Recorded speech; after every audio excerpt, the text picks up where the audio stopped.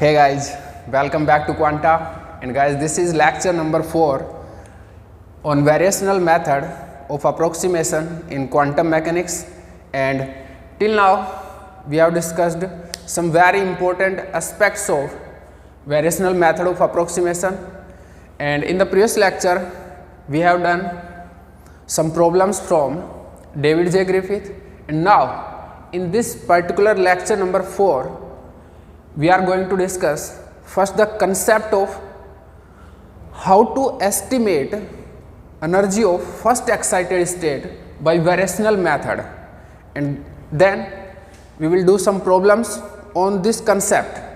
Okay, so let me move. So our topic is how to estimate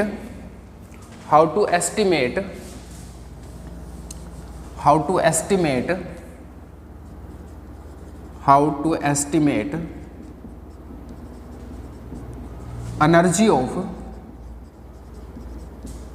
first excited state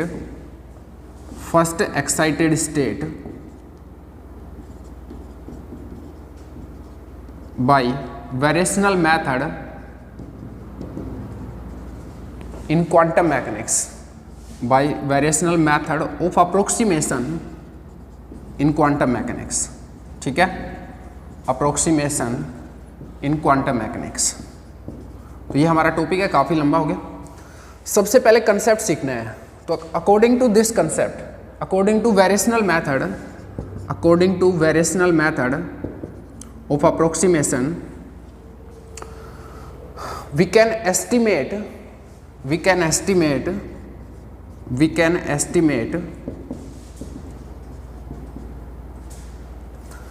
the energy of first excited state,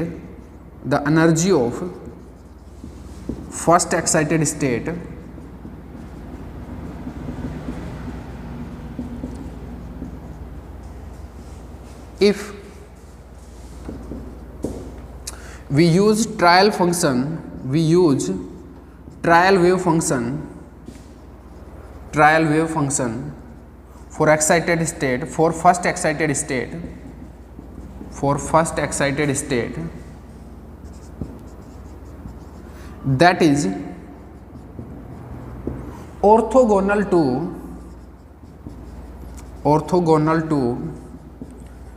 the exact ground state,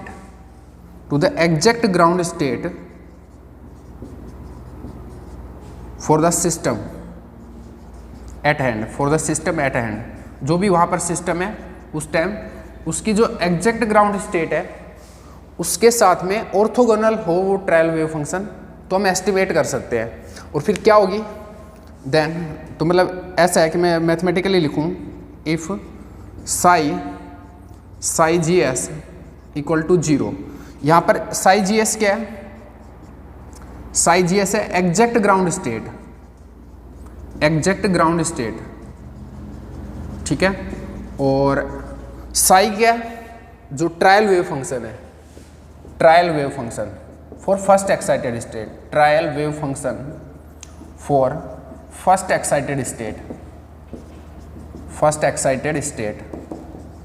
सही है, ठीक है.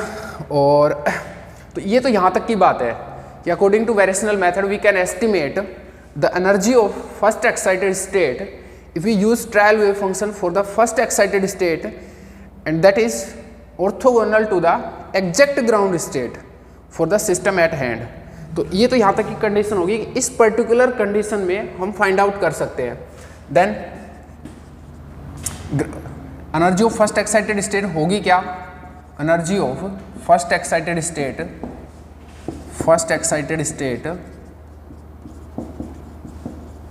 will be approximately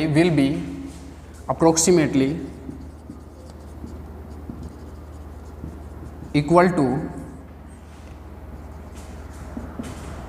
minimum of expectation value, लिख देता हूँ language पूरा ही, expectation value of Hamiltonian in this trial wave function, और नॉर्मलाइज होना चाहिए इन दिस नॉर्मलाइज्ड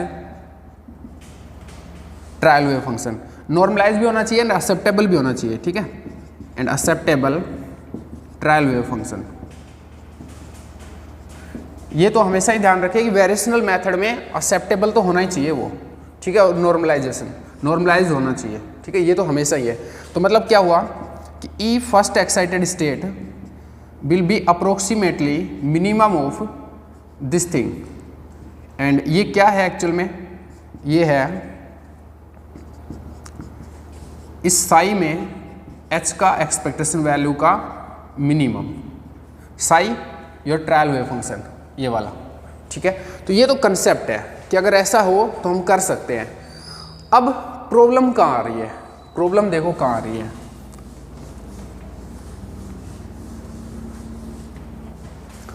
प्रॉब्लम क्या है, मैं एक बार है ना बताता हूँ और फिर आपको समझ में आएगा। देखो सीधा एक छोटे से वे में समझो, इतने बड़े लैंग्वेज को हटा के, कि कैसे एस्टिमेट कर सकते हैं। एक सीधा सा कंसेप्ट ये है एस्टिमेट करने के लिए कि जो ट्रायल वेव फंक्शन लोगे ना, वो ग्राउंड स्टेट है उसके साथ ऑर्थोगोनल होना चाहिए और एग्जैक्ट ग्राउंड स्टेट के साथ में, तब अगर आप फिर आपका ये हो जाएगा अप्रोक्सीमेटली इसका मिनिमम, ठीक है। ये तो कंसेप्ट है छोटा सा अगर बोले तो। अब प्रॉब्लम ये है कि एग्जैक्ट ग्राउंड स्टेट पता किसको है भाई, एग्जैक्ट ग्राउंड स्टेट पता ही नहीं है। इतना मतलब खराब सा हैमिल्टोनियन है, ऐसे एक आर्बिट्रेरी पोटेंशियल है, उसके लिए हम ग्राउंड स्टेट एनर्जी तो फाइंड आउट कर सकते हैं उससे वेरिएशनल मेथड से, but ground state wave function थोड़ी देता है। Variational method ground state wave function नहीं देता, और हमको तो एग्जैक्ट वाला चाहिए। एग्जैक्ट वाला तो कौन देता है, Schrodinger equation.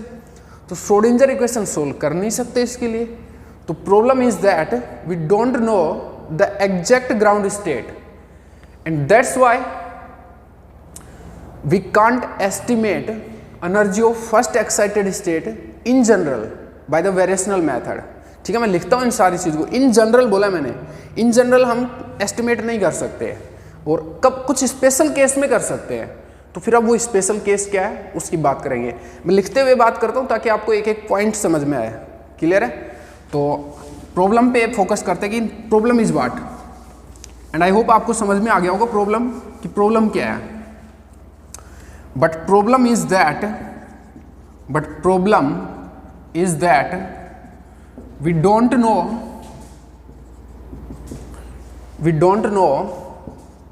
the exact ground state,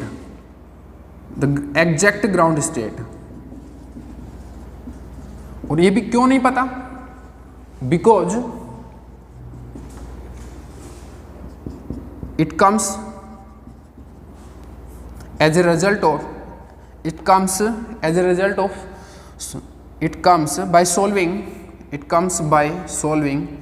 या it is attained या it is obtained, because it is obtained after solving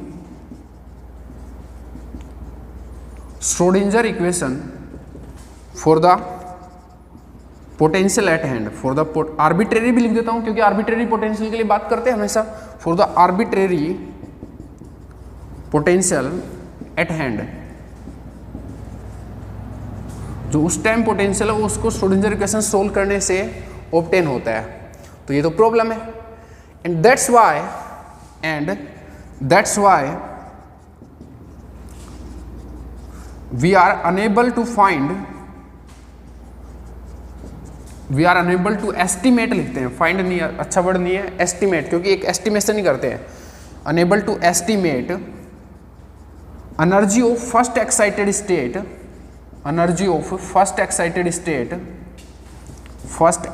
state in general, और इन जनरल का मतलब मैं ऐसे बोल सकता हूं, और for each potential, for every potential लिख देता हूं, for every potential.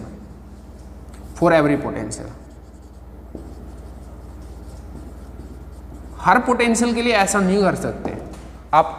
First excited state find out, मतलब उसका एनर्जी एस्टिमेट नहीं कर सकते फर्स्ट एक्साइटेड स्टेट का हर पोटेंशियल के लिए। But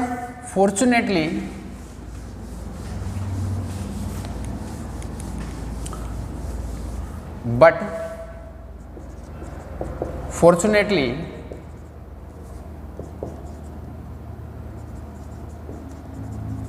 this can be done, या फिर मैं सीधा एग्जैक्टली लिख देता हूं, energy of first excited state, energy of first excited state can be estimated, excited state can be estimated for some potentials, for some particular potentials,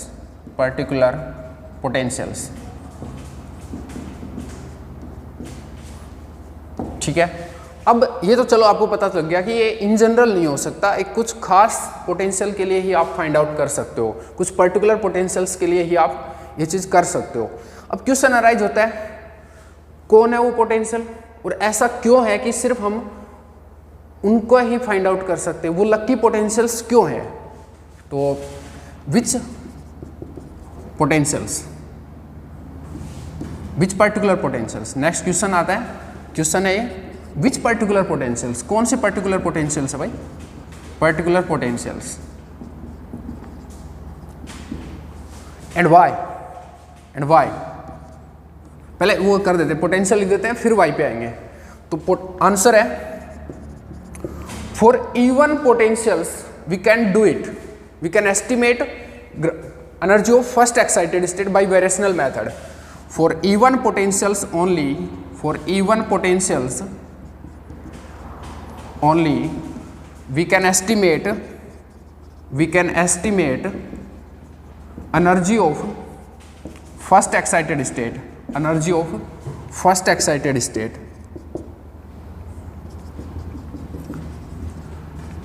अब question arise हो गया ऐसा क्यों, ऐसी क्या खास बात है इवन पोटेंशियल्स में कि हम सिर्फ उनके लिए ही कर सकते हैं और किसी के लिए नहीं कर सकते। बिल्कुल अराइज हुआ ना। देखो तो अब तो क्वेश्चन है why for even potentials only, why, question है why for even potentials only.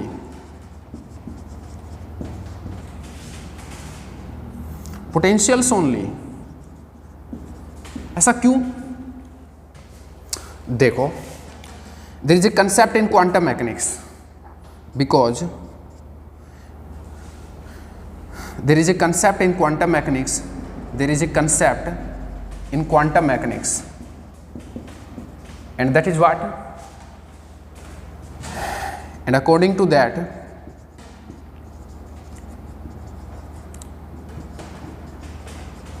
the ground state wave function, the ground state wave function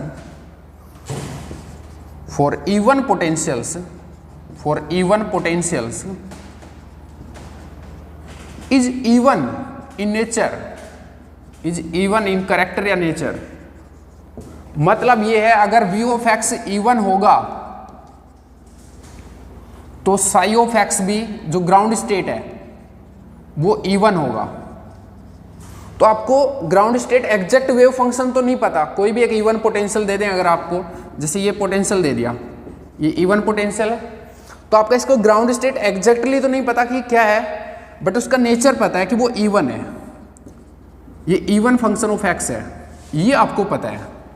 इससे फिर क्या हो जाएगा भाई, व्हाट विल हैपन, इवन होने से क्या हुआ। देखो and that's why, and due to even character of ground state for even potentials, due to even character, even nature of ground state, even nature of ground state wave function for even potentials, for even potentials, for even potentials any odd function, any acceptable odd function, acceptable odd function will be orthogonal to it, will be orthogonal to it, and अगर orthogonal है तो and it can be treated as a trial wave function to estimate energy of first excited state, and it can be treated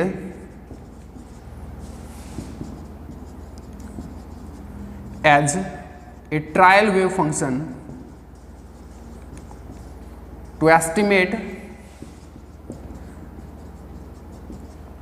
the energy of first excited state, the energy of first excited state, first excited state। ये है वजह, ठीक है, कि खासकर even potentials के लिए ही find out कर सकते हैं या एस्टिमेट कर सकते हैं फर्स्ट एक्साइटेड स्टेट का एनर्जी, क्योंकि उनके लिए जो ग्राउंड स्टेट होता है वो इवन होता है और कोई भी एक आर्बिट्रेरी एक्सेप्टेबल होना चाहिए, क्योंकि ट्रायल वेव फंक्शन है वो, acceptable odd function will be orthogonal to it. अब ये बात बताओ तो सही, कैसे हुआ ऑर्थोगोनल? ऐसे मान ले कि आपने बोल दिया मान ले हम, तो देखो ऑर्थोगोनल कैसे हुआ, हाउ इट इज ऑर्थोगोनल, ये चीज कैसे। क्वेश्चन है how any odd function will be orthogonal to the ground state that is even in nature. सही है, how any odd function, how any odd function, odd any acceptable odd function, acceptable होना बहुत जरूरी है उसका, acceptable odd function will be orthogonal to ground state। कैसे कैसे बोल दिया आपने, to exact ground state, कैसे कैसे होगा भाई? देखो सीन क्या है कि जो ट्रायल वेव फंक्शन है वो तो आपका ओड है, ठीक है, ओड एंड एक्सेप्टेबल है, एंड जो साई जी एस जो कि एग्जैक्ट ग्राउंड स्टेट है वो आपका इवन है, क्योंकि इवन पोटेंशियल्स के लिए ग्राउंड स्टेट इवन होती है, ये क्वांटम में कंसेप्ट है, मैं अभी आपको रियलाइज भी करा दूंगा उस चीज़ को। तो अब आपको ये देखना है कि ये चीज़ जीरो होगी, अगर ये जीरो है तो ये प्रूव हो जाएगा, सही ना, ऑर्थोगोनल हो जाएंगे ये दोनों आपस में। तो देखो इंटीग्रेशन फर्स्ट का star Sai G S D x और लिमिट होगी -∞ टू +∞, सही है। और अब आपको देखना है कि ये जीरो हुआ है नहीं हुआ। अभी देखो साई ऑफ एक्स, साई अगर ओड है तो साई ऑफ एक्स भी तो ओड होगा, सही है, ये इवन है, तो ये जो प्रोडक्ट है पूरा वो क्या हो गया, ओड इंटू इवन। और ओड इंटू इवन क्या होता है, ओड कैसे, देखो आप एग्जांपल ले लो, ओड एक्स है और ये है एक्स स्क्वायर, ये क्या होता है एक्स क्यूब ही तो होता है, ओड ही तो होगा। अब ओड फंक्शन -a2 + a अगर ओड फंक्शन होता है इंटीग्रेशन में तो रिजल्ट क्या होता है, जीरो। तो इस वजह से ये क्या आएगा, integration zero, and that's why this is the case. Clear है। अब एक चीज रह गई कि साई अगर ओड हो तो साई स्टार भी ओड होगा, ये बात भी समझाओ, ऐसे थोड़ी भाग जाओगे, सही है नहीं है। तो साई ओड हो तो एक एग्जांपल ले लो आप, जैसे आप ये ले लिया कि ax × e⁻−bx²।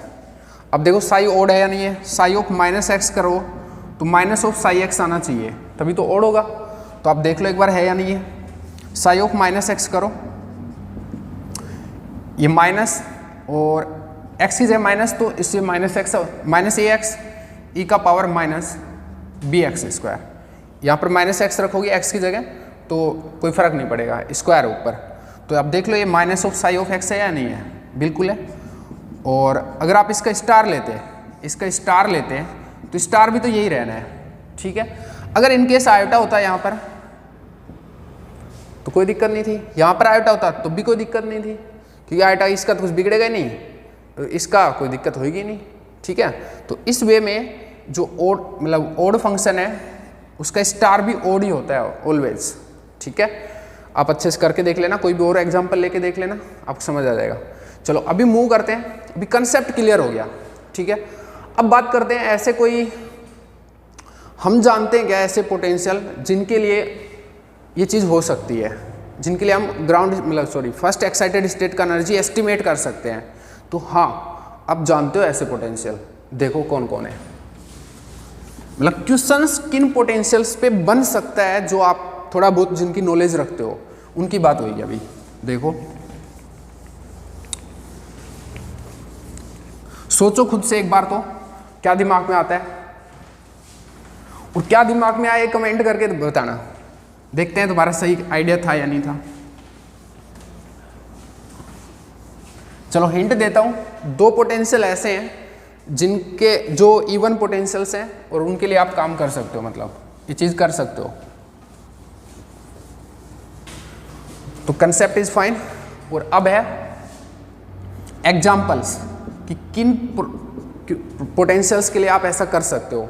तो दो पोटेंशियल है इसलिए मैं एग्जाम्पल 1 ले रहा हूं। फर्स्ट है harmonic oscillator potential.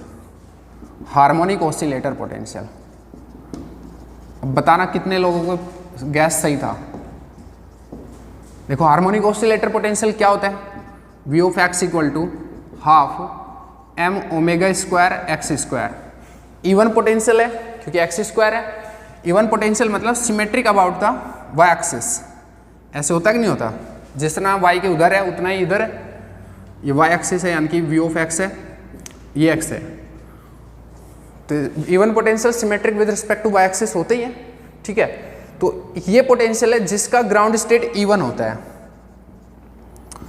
Ground state wave function even होता है। ये भी अभी तक तो आपने बोला कि ये क्वांटम में कंसेप्ट है कोई, बट हमने एक बार मान लिया, बट हमें क्लियर तो नहीं हुआ था इतना, सही है ना। तो आपको देखो दिखाता हूँ, जो इसका ग्राउंड स्टेट है उसका वेव फंक्शन लिखते हैं, और आप नोटिस करना कि वो बिल्कुल इवन फंक्शन है। देखो साई का फॉर्मूला क्या होता है, साई एन एक्स का, साई एन एक्स का फॉर्मूला होता है 1/रूट पाई टू की power n factorial x naught e to the power minus x square over 2x naught square और hn x over x naught. ये एक जनरल फॉर्मूला है साइन एक्स के लिए हार्मोनिक ऑसिलेटर में। और n equal to 0 ground state है, तो n इक्वल टू 0 यानी कि ग्राउंड स्टेट के लिए ये क्या हो जाएगा, Sai 0x। n equal to 0 डाल दो, 2 की पावर 0 1 0 फैक्टोरियल 1, तो 1 over root pi x naught e to the power minus x square over 2x naught square, और ये 1 होता है, h0 समथिंग 1 होता है। तो अब ये देखो, ये आपका ग्राउंड स्टेट वेव फंक्शन है। अब खुद ही देखो ना ये इवन है या नहीं है। अगर x की जगह माइनस एक्स रखोगे तो एक्स स्क्वायर है ना वहाँ पे, वही चीज़ रहना ये, तो ये इवन हुआ या नहीं हुआ, इवन हुआ। तो इवन पोटेंशियल्स के लिए ग्राउंड स्टेट इवन होता है। एक एग्जांपल में आपको समझ में आ गया, दूसरे में भी बताता हूँ थोड़ी देर में। अब एक बार इसके लिए अगर अपने को एस्टिमेट करना हो, या चलो दूसरा एग्जांपल भी देता हूँ, चलो एग्जांपल 2, जिसके लिए हम ऐसा कर सकते हैं। देखो ये चीज़ माइनस a/2 से a/2, ये v ऑफ x इन्फिनिटी। तो ये शायद मुझे लग रहा है किसी ने गैस नहीं किया तुम में से, तुम्हारा ये गैस तो शायद कुछ लोगों का सही था, बट यहाँ तक नहीं पहुँचे। तो ये है infinite symmetric potential well, infinite symmetric potential well, potential well, potential well. ये भी आपका वाई एक्सिस के रेस्पेक्ट में सिमेट्रिक पोटेंशियल आप देख सकते हैं। वाई एक्सिस के जैसा इधर है राइट साइड में, वैसा ही लेफ्ट साइड में symmetric about the Y axis है। So this is also even potential, this is even potential. अब इसका ग्राउंड स्टेट क्या होता है वो आप चेक करना वापस से, इवन फंक्शन है या नहीं है, जैसे यहाँ पर था। तो देखो एक बार इसे जो वेव फंक्शन होते हैं वो होते क्या है, पहले तो ये देखो आप, फिर ग्राउंड स्टेट को देखेंगे और फिर देखेंगे कि वो इवन है या नहीं है। ए लेंथ की सिमेट्रिक पोटेंशियल वेल है। सिमेट्रिक पोटेंशियल वेल के केस में 2 by length cos n/x by length of the well, and this is for n equal to odd, ठीक है। And this is sine n/x by length of the well, and this is for n equal to even. और n कहाँ से शुरू होता है, अगर मतलब एनर्जी की बात करूँ तो n square pi square h cut square over 2m length का स्क्वायर, लेंथ है a, ठीक है। फर्स्ट जो एनर्जी होगी वो n इक्वल टू 1 के करस्पॉन्डिंग होगी। n 1 2 3 4 से स्टार्ट होता है, और जो ग्राउंड स्टेट है ग्राउंड स्टेट है वो n इक्वल टू 1 के करस्पॉन्डिंग है, यानी कि n इक्वल टू ओड के करस्पॉन्डिंग है। और n इक्वल टू 1 के केस में जो वेव फंक्शन होगा वो ये होगा, इसमें n इक्वल टू 1 पुट करना पड़ेगा। मैं लिखता हूं साई GS क्या होगा, √2/a कोस n की जगह 1 πx/a। ये चीज होगा या नहीं होगा, इनफाइनाइट सिमेट्रिक पोटेंशियल वेल के केस में ग्राउंड स्टेट। बिल्कुल सही बात है। और आप देखो कोस x की जगह -x रखोगे तो कोस में cos of minus theta cos theta होता है, तो this is even function of x। अब बताओ बिलीव हुआ या नहीं हुआ, इवन फंक्शन ऑफ x कि एक इवन पोटेंशियल के लिए ग्राउंड स्टेट हमेशा इवन होती है, ये क्वांटम में कंसेप्ट है। बिल्कुल क्लियर हो गया ना अभी। अब इन दोनों केसेस में harmonic oscillator potential and the symmetric well potential के केस में आप एनर्जी एस्टिमेट कर सकते हो फर्स्ट एक्साइटेड स्टेट का, ठीक है। और भी क्वेश्चन मतलब आप और भी एग्जांपल दे सकता हूँ मैं यहाँ पे, जैसे 3 डायमेंशनल हार्मोनिक ऑसिलेटर पोटेंशियल हो, 3D हार्मोनिक ऑसिलेटर, और कुछ ऐसा पोटेंशियल हो, कोई भी इवन पोटेंशियल हो अब, ठीक है, उन सब के लिए आप फर्स्ट एनर्जी को एस्टिमेट कर सकते हो, ठीक है। तो अब नेक्स्ट बढ़ते हैं और अब क्वेश्चंस पे बात करते हैं, ठीक है। तो चलो एक क्वेश्चन तो मैं यही लेता हूं।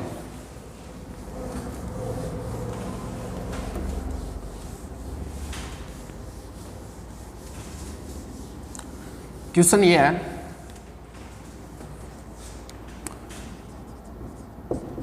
क्वेश्चन ये है कि what will be appropriate trial wave function to estimate the energy of first excited state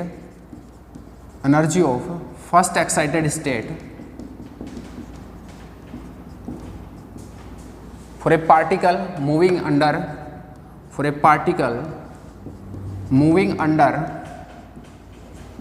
harmonic oscillator potential, 1D harmonic oscillator potential.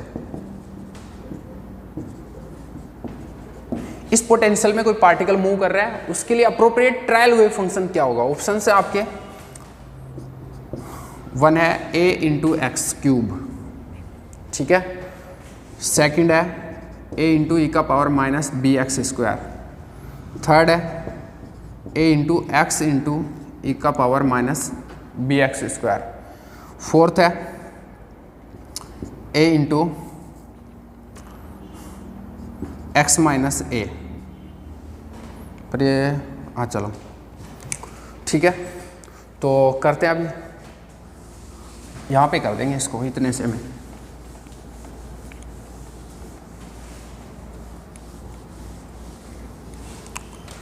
देखो हार्मोनिक ऑसिलेटर की बात हो रही है। हार्मोनिक ऑसिलेटर पोटेंशियल होता है half M omega square x square, और उस harmonic oscillator potential even potential है, तो आप फाइंड आउट कर सकते हो। पहली बात तो यही। तो अब देखना है कि एक्साइटेड स्टेट के लिए ट्रायल वेव फंक्शन क्या ले। ट्रायल वेव फंक्शन के लिए वेरिएशनल मेथड ऑफ अप्रोक्सीमेशन बोलता है कि वो ग्राउंड स्टेट के लिए साथ में ऑर्थोगोनल होना चाहिए एग्जैक्ट ग्राउंड स्टेट के साथ में। और एग्जैक्ट ग्राउंड स्टेट ये रही आपकी, सॉरी ये रहा, ये एग्जैक्ट ग्राउंड स्टेट है। Exact ground state even potentials के लिए इवन होता है, इसलिए कोई भी साई जो ओड होगा वो वर्क करेगा, वो as a trial wave function use हो सकता है। तो अब फर्स्ट ऑप्शन पे जाते हैं। फर्स्ट ऑप्शन है ए एक्स क्यूब। कैसा फंक्शन है भाई, ओड है, तो इसका मतलब ये आपका आंसर है ना, गलत हो गया, क्योंकि आपने एक चीज मिस कर दी। क्या कि ओड होना चाहिए एंड एक्सेप्टेबल भी होना चाहिए, एक्सेप्टेबल भी होना चाहिए। आपने एक छोटा सा पॉइंट मिस कर दिया, एक्सेप्टेबल। ये एक्सेप्टेबल नहीं है। क्यों एक्सेप्टेबल कैसे नहीं है? देखो एक्सेप्टेबल के लिए एक कंडीशन होती है कि वो स्क्वायर इंटीग्रेबल होना चाहिए। स्क्वायर इंटीग्रेबल का मतलब होता है कि Sai star Sai D x minus infinity to plus infinity should be finite value. Square integrable होना चाहिए वो। एक एक्सेप्टेबल वेव फंक्शन के लिए कंडीशन होती है। और आप नोटिस करो ये चीज़ फाइनाइट नहीं है यहाँ पर, देखो कैसे। और दूसरा एक और इजी वे में भी फाइंड आउट कर सकते हो, लाइक मैं बोलता हूँ एक एक्सेप्टेबल वेव फंक्शन के लिए एक और कंडीशन है। For acceptable wave function if x tends to plus minus infinity then psi of x tends to 0, ये होना चाहिए। यहां पर आप देखो x tends to plus minus infinity होगा तो ये कहाँ जा रहा है, इन्फिनिटी पे तो जा रहा है, प्लस इन्फिनिटी या माइनस इन्फिनिटी, तो ये एक्सेप्टेबल नहीं है, इस वजह से हमारा आंसर नहीं है, एक्सेप्टेबल नहीं है ये, इस वजह से ये हमारा आंसर नहीं है। ठीक है, सेकंड ऑप्शन ये है a इंटू ई का power minus B x square, ये ओड ही नहीं है ये इवन है, इसलिए हमारा आंसर नहीं होगा। थर्ड देखो psi of x equal to a x into e the power minus B x square, ये ओड है या नहीं है, बिल्कुल अभी थोड़ी देर पहले चेक किया था, ओड है और एक्सेप्टेबल भी है। ठीक है, आप अगर इसका ये स्क्वायर इंटीग्रेबल चेक करोगे या दोनों कंडीशन लगाओगे तो आपको दिखेगा कि एक्सेप्टेबल भी है, तो ये आपका आंसर होगा। ठीक है, फोर्थ आप ओड ही नहीं है, देखो A X minus A, psi of minus X करो तो A minus X minus A, ये क्या है ए एक्स प्लस ए और माइनस बाहर ले लो, क्या ये minus of Sai of x है, नहीं है, तो ये ओड ही नहीं है, तो ये भी नहीं होगा। तो ओड एकमात्र ये है और ये है, बट इसमें से आंसर ये होगा क्योंकि ये एक्सेप्टेबल नहीं है। ठीक है, तो ये आपका एक क्वेश्चन हो गया छोटा सा। अब नेक्स्ट क्वेश्चन है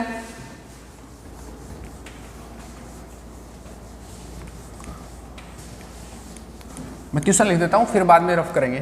क्वेश्चन है use this one as a trial wave function, use psi of x equal to a into x e to the power minus B x square as trial wave function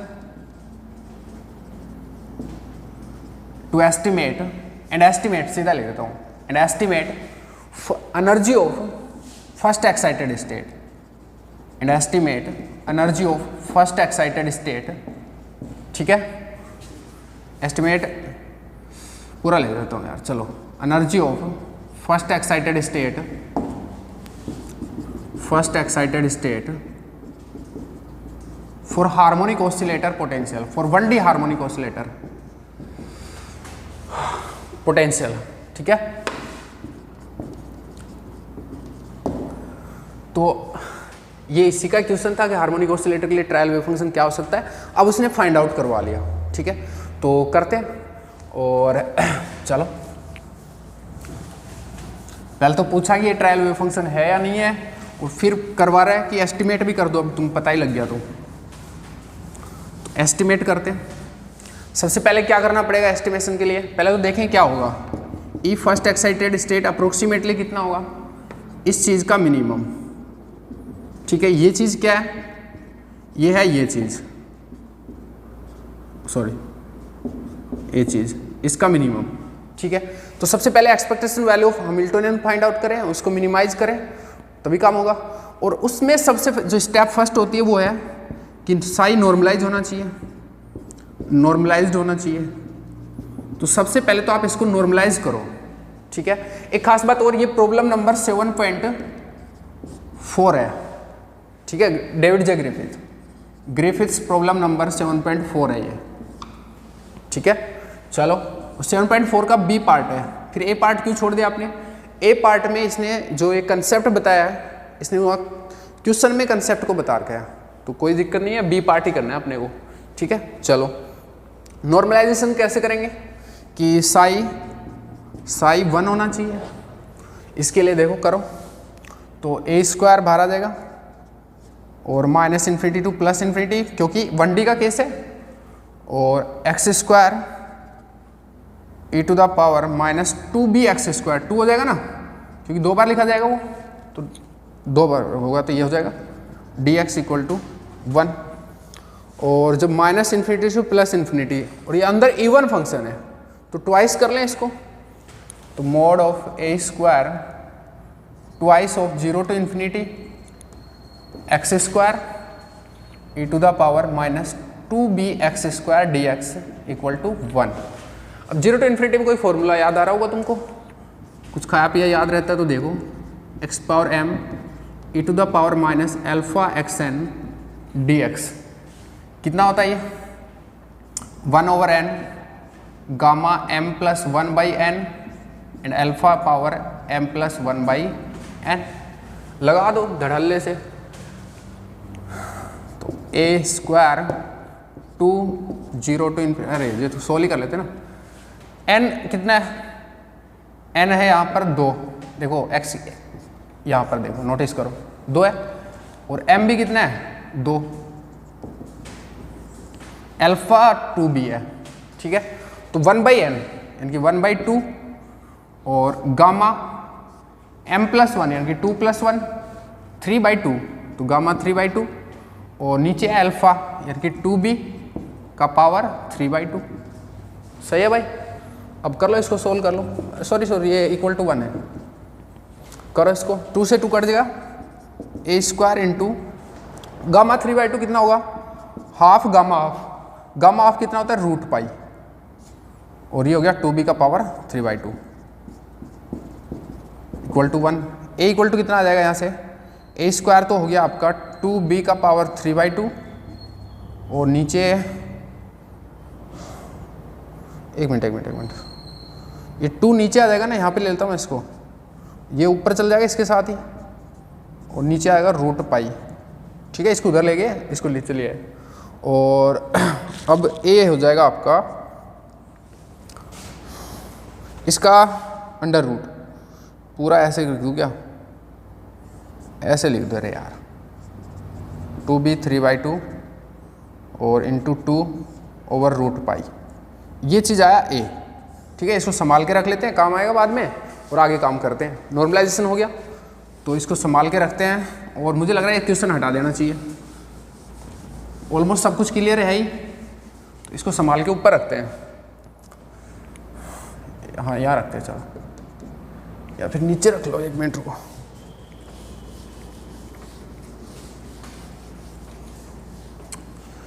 a equal to आया आपका √2b का power 3/2 into 2/√π। सही है भाई। चलो next क्या है, kinetic energy का एक्सपेक्टेशन वैल्यू निकालें, फिर पोटेंशियल का निकालेंगे और फिर मिनिमाइज करेंगे। करते हैं, काफ़ी लंबा हो जाएगा लेकिन हो तो गा, ये ऐसा तो कुछ है नहीं कि गलती होगी हमसे, मतलब होगा ही नहीं, ऐसा कुछ नहीं, इम्पॉसिबल वाला स्टेप है ही नहीं। काइनेटिक एनर्जी का एक्सपेक्टेशन वैल्यू निकालना है, तो काइनेटिक एनर्जी का एक्सपेक्टेशन वैल्यू मतलब ये चीज़, अरे सॉरी, ठीक है। t इक्वल टू क्या होता है, p²/2m, इसका मतलब -h²/2m डेल स्क्वायर। सही है, लगा दो इसको, डेल स्क्वायर मतलब 1D का केस है तो ये चीज़ करो, तो ये हो गया इंटीग्रेशन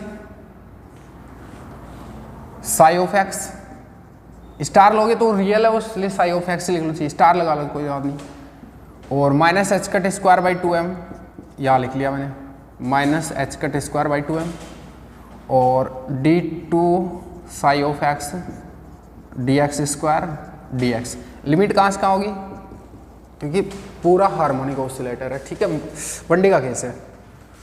अब सबसे पहले ये चीज़ चाहिए, तो इसको कर लो पहले।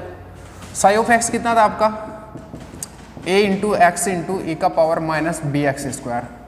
सबसे पहले इसका फर्स्ट ऑर्डर डेरिवेटिव करो, काफ़ी लंबी जाएगी ये बात है ना, पर कर लेंगे।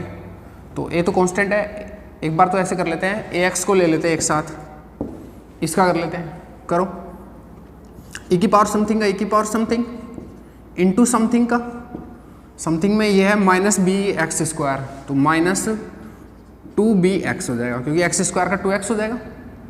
अच्छा, प्लस एक बार a इंटू ये स्टफ को रख लेते हैं, minus B x square, x का क्या हो जाएगा 1, ठीक है। अब इसका एक बार और करना है,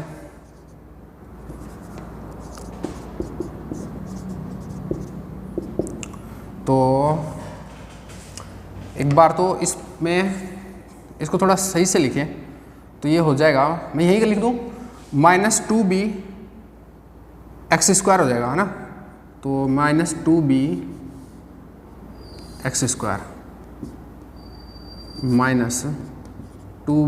minus A 2ab x square into ई का power minus B x square. अब देख लेना यही चीज़ बनेगा, ठीक है। अब फर्स्ट तो इसका करते हैं, इसमें ये चीज़ तो कांस्टेंट है 2ab और एक्स स्क्वायर का हो जाएगा 2x और ई का power minus B x square as it is plus. अब करते हैं इस चीज़ का और इसको एज ए कांस्टेंट रख लेते हैं, तो minus 2ab x square into ई का power minus B x square into minus 2bx, ठीक है, प्लस इस टर्म में a into E to the power minus B x square into minus 2bx, ठीक है। और अब इसको करो, देखो क्या है, कहीं पे गलती नहीं हुई है यार, एक बार मेरे को थोड़ा डाउट सा लग रहा है, चेक कर लो एक बार। ये साई ऑफ x था, D sigh of D x क्या हो जाएगा,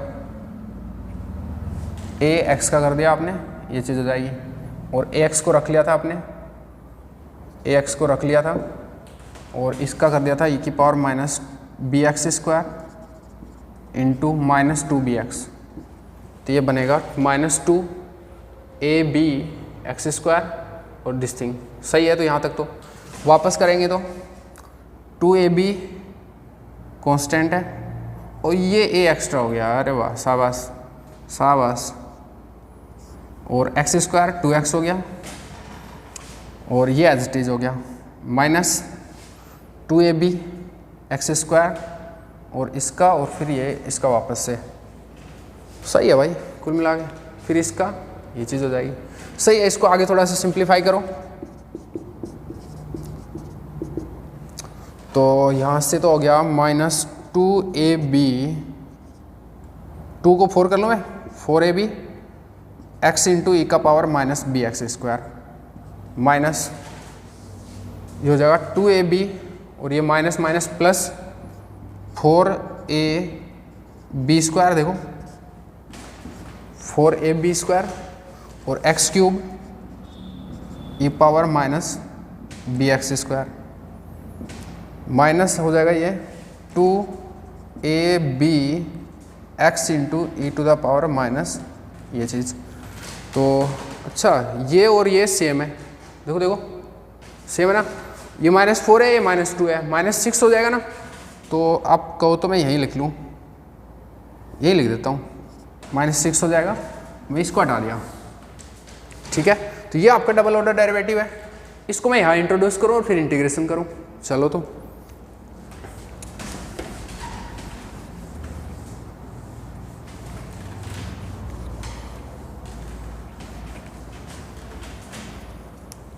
एक्सपेक्टेड वैल्यू ऑफ टी हो जाएगा -h⁻² और यहाँ इसको इंट्रोड्यूस कराना है, जो कांस्टेंट है उनको बाहर ले लें, ना कांस्टेंट बाहर नहीं ले जाएंगे अभी, चलो तो -∞ टू +∞, साई ऑफ x क्या है, ax e to the power minus B x square, ठीक है भाई, याद होगा आपको।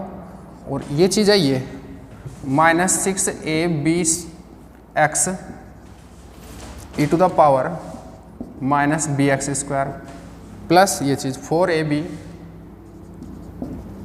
Square x cube e to the power minus B x square dx, ये इंटीग्रेशन करना है आपको, ठीक है। चलो t -h⁻² और देखो अब -∞ टू +∞, इसको इसके साथ कर लें और एक बार इसको इसके साथ कर लें, दो इंटीग्रेशन बन जाएंगे। तो यहाँ पर -∞ टू +∞, ये इसके साथ मल्टीप्लाई होगा तो x² और ये ट्वाइस हो जाएगा, x² e to the power minus 2bx²। ठीक है, और ये सब कांस्टेंट को मैं अभी लिख देता हूँ, कांस्टेंट हो जाएगा -6a²b। ठीक है जी, प्लस अब इन दोनों का, इसका और इसका, तो इंटीग्रेशन में तो क्या हो जाना है ये x³ एंड x, तो x4 e to the power minus of 2bx² dx। Constant क्या हो जाएगा 4ab² एंड a यहाँ पे है तो 4a²b²। This is the thing, यहाँ पर dx हो जाएगा। ठीक है, अब -∞ टू +∞, बट इवन फंक्शन है अंदर तो इसको ट्वाइस कर लो पहले तो, -h²/2m, और ये हो जाएगा ट्वाइस करेंगे तो -12a²b and twice of 0 to ∞ हो गया ये x² into e to the power -2bx² dx। ये हुआ बिकॉज ये इवन फंक्शन है। ठीक है, प्लस ये भी इवन फंक्शन है x4 और x², और -a टू +a लिमिट है तो ट्वाइस ऑफ 0 टू ∞ हो जाएगा। ट्वाइस करेंगे तो यहाँ 8 हो जाएगा, 8a²b², 0 to ∞, x4 e to the power -2bx² dx। ठीक है, और अब 0 टू ∞ का फॉर्मूला आपको याद आ जाना चाहिए। तो 0 टू ∞ का फॉर्मूला क्या है, 0 to ∞ x⁻m e to the power -αxn dx है 1/n गामा m+1/n और अल्फा पावर m+1/n। ठीक है, तो अब इसको करते आगे, कहाँ पे करें, यहाँ कर लेते हैं, -h²/2m ब्रैकेट, फर्स्ट कांस्टेंट है -12a²b, इसका क्या हो जाएगा 1/n, n और m दोनों बराबर किसके हैं 2 के। ठीक है भाई, नोटिस करना दोनों 2 हैं, तो 1/n यानी कि 1/2, और m+1 यानी कि गामा 3/2, गामा 3/2 कितना हो जाएगा ½ √π, और अल्फा की पावर 3/2, अल्फा क्या है यहाँ पर 2b का पावर 3/2,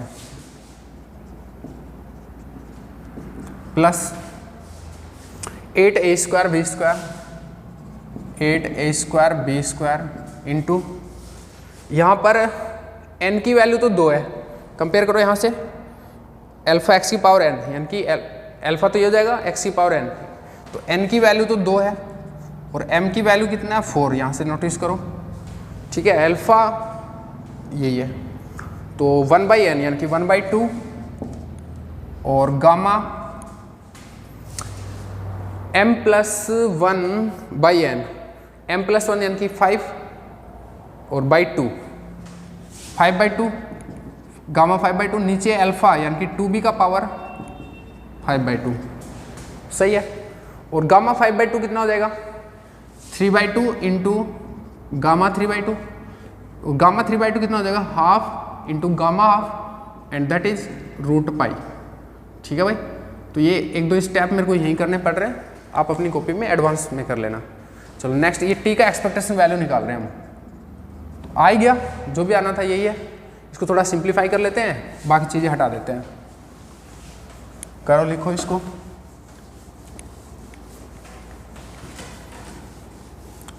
तो थोड़ा लंबा हो सकती है कैलकुलेशन, बट अगर आपको वो इंटीग्रेशन वाले फॉर्मूले वाला जो लेक्चर है अंग्रेजी वाला, अगर वो आपके दिमाग में है पूरा, मुझे लगता नहीं क्वांटम में कोई समस्या होती होगी। सबसे इजी सब्जेक्ट लगता है यार, इसमें कुछ है ही नहीं, कैलकुलेशन लगे रहो भूतों की तरह।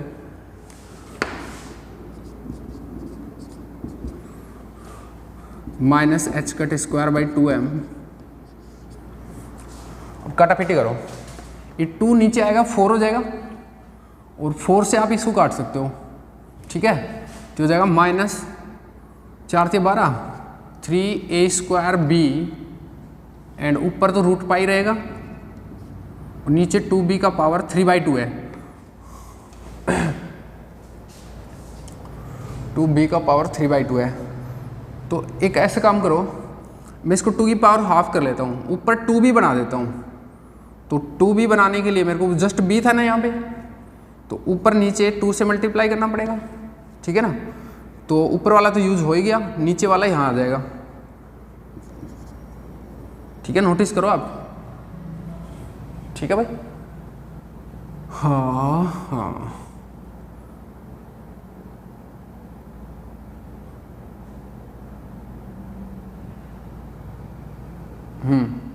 सही है। प्लस ये इसमें देखो खेल, यहाँ पर भी पहले 2b स्क्वायर बना लेते हैं, या फिर एक बार रुक जाओ, 3 ऊपर है और ये 4 नीचे आएगा, तो 4 8 हो गया, 8 या 24 और नीचे 8 है, मतलब ये तो तीनों है ना, इस 8 को काट देंगे, ठीक है, ये तीनों 8 को काट देंगे, तो a स्क्वायर b स्क्वायर और ऊपर सिर्फ 3 बचेगा, तो 3a स्क्वायर b स्क्वायर, ठीक है, और रूट पाई, मैं रूट पाई को पहले लिखता हूँ, और b स्क्वायर, और नीचे 2b की पावर 5/2 है अभी तो, ठीक है, बट मैं इसको भी 2b स्क्वायर लिखना चाहता हूँ, तो इसका मतलब आपने ऊपर 4 से मल्टीप्लाई किया है, इसका मतलब 4 से नीचे भी करना पड़ेगा, तभी कर सकते हो इस चीज़। अब इस 2b पावर 2 को यहाँ पे काट दूँ, तो 2b की पावर हाफ बचेगा बस, और इसको हटा दो, कोई समस्या नहीं, आप स्टेप बढ़ा लेना भाई, देखो, ठीक है। चलो, ये काइनेटिक एनर्जी का एक्सपेक्टेशन वैल्यू आ गया, बुरी वाली शक्ल है बट हम कुछ नहीं कर सकते, ठीक है। अरे रे रे रे रे रे रे रे रे, तो सेम हो गया, ये 3/2 है, ये 3/4 है, शक्ल को और सुधार सकते हैं, है ना।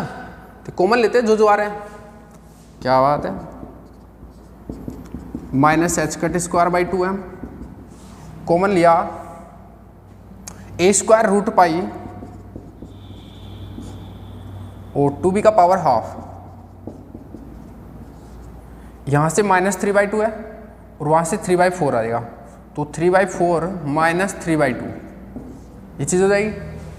और अब ले लो एलसीएम 4 ले लो, यही ले लेता हूँ, अलग से कर देता हूँ, 4 लिया तो 3 - 6 यानी कि -2/4 यानी कि -½ ठीक है।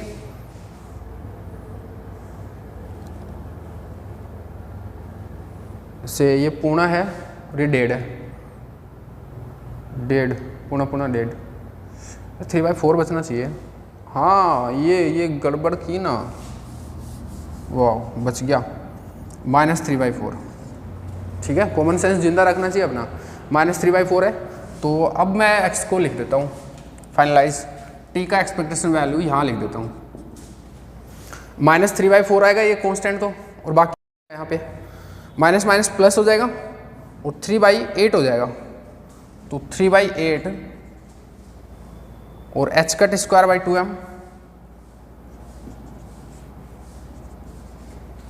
और a² √π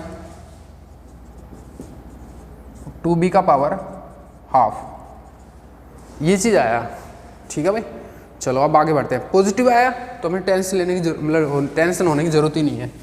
चलो नेक्स्ट मूव करते हैं, हटा दे रहा हूँ मैं सब कुछ।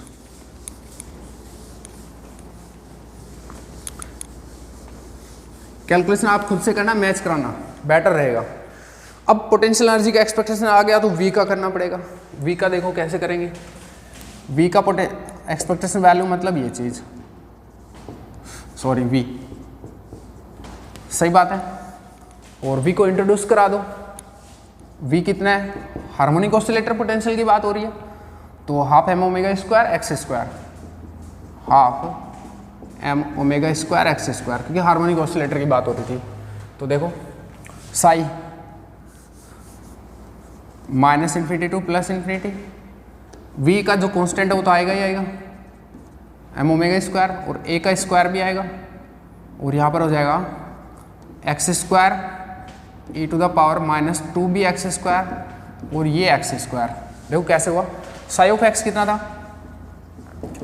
a into x into e का पावर -b x², ठीक है। तो यहाँ से a² आ जाएगा बाहर, x² e to the power -2b x², और ये x² आया इस पोटेंशियल का, ठीक है। तो अब हो गया ये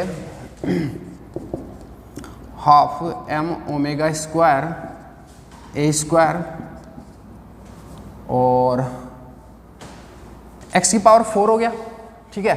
और इवन फंक्शन है तो मैं दोनों चीज़ एक साथ कर दूँ, twice 0 to infinity x to the power 4 e का power -2b x square d x, ठीक है। दो चीज़ एक साथ की है, एक्स की पावर 4 लिखा है और ट्वाइस ऑफ 0 टू इन्फिनिटी किया है, कोई दिक्कत नहीं है। क्या हो जाएगा ये 2 से 2 कट गया, एम ओमेगा स्क्वायर ये चीज़, और इसमें वही फॉर्मूला लग जाएगा 0 टू इन्फिनिटी वाला। 0 टू इन्फिनिटी में क्या होता है 1/n, समझ जाओ तो लिख दूँगा तो 1/n यानी कि 2 और गामा m प्लस 1, m कितना है 4 प्लस 1/n यानी कि 2, अल्फा यानी कि 2b की पावर 5/2, ठीक है। ये फॉर्मूला लगा दिया 0 टू इन्फिनिटी xm और e to the power -alpha xn dx होता है आपका 1/n gamma m plus 1/n और alpha power m plus 1/n। I hope समझ जाओगे यार आप, ठीक है। अब नेक्स्ट गामा 5/2 है तो गामा 5/2 क्या लिख सकते हो 3/2 गामा 3/2, गामा 3/2 क्या लिख सकते हो हाफ रूट पाई, खत्म। अब इसको थोड़ा देख लो, सिंप्लीफाई कर लो और a की वैल्यू भी रख लो, हालांकि हमने a यहाँ भी नहीं रखा है तो फिर a बाद में रख लेंगे, ऐसे कर लेते हैं, ठीक है। तो दोनों में एक साथ रख लेंगे हैमिल्टनियन लिखते टाइम, m ओमेगा स्क्वायर और a स्क्वायर ये हो जाएगा 3/8, इसको पहले लिख लेते हैं तो 3/8 ऊपर रूट पाई है और 2b का पावर 5/2, ठीक है भाई। चलो अब नेक्स्ट मूव करते हैं, हैमिल्टनियन लिखते हैं उसको मिनिमाइज करते हैं।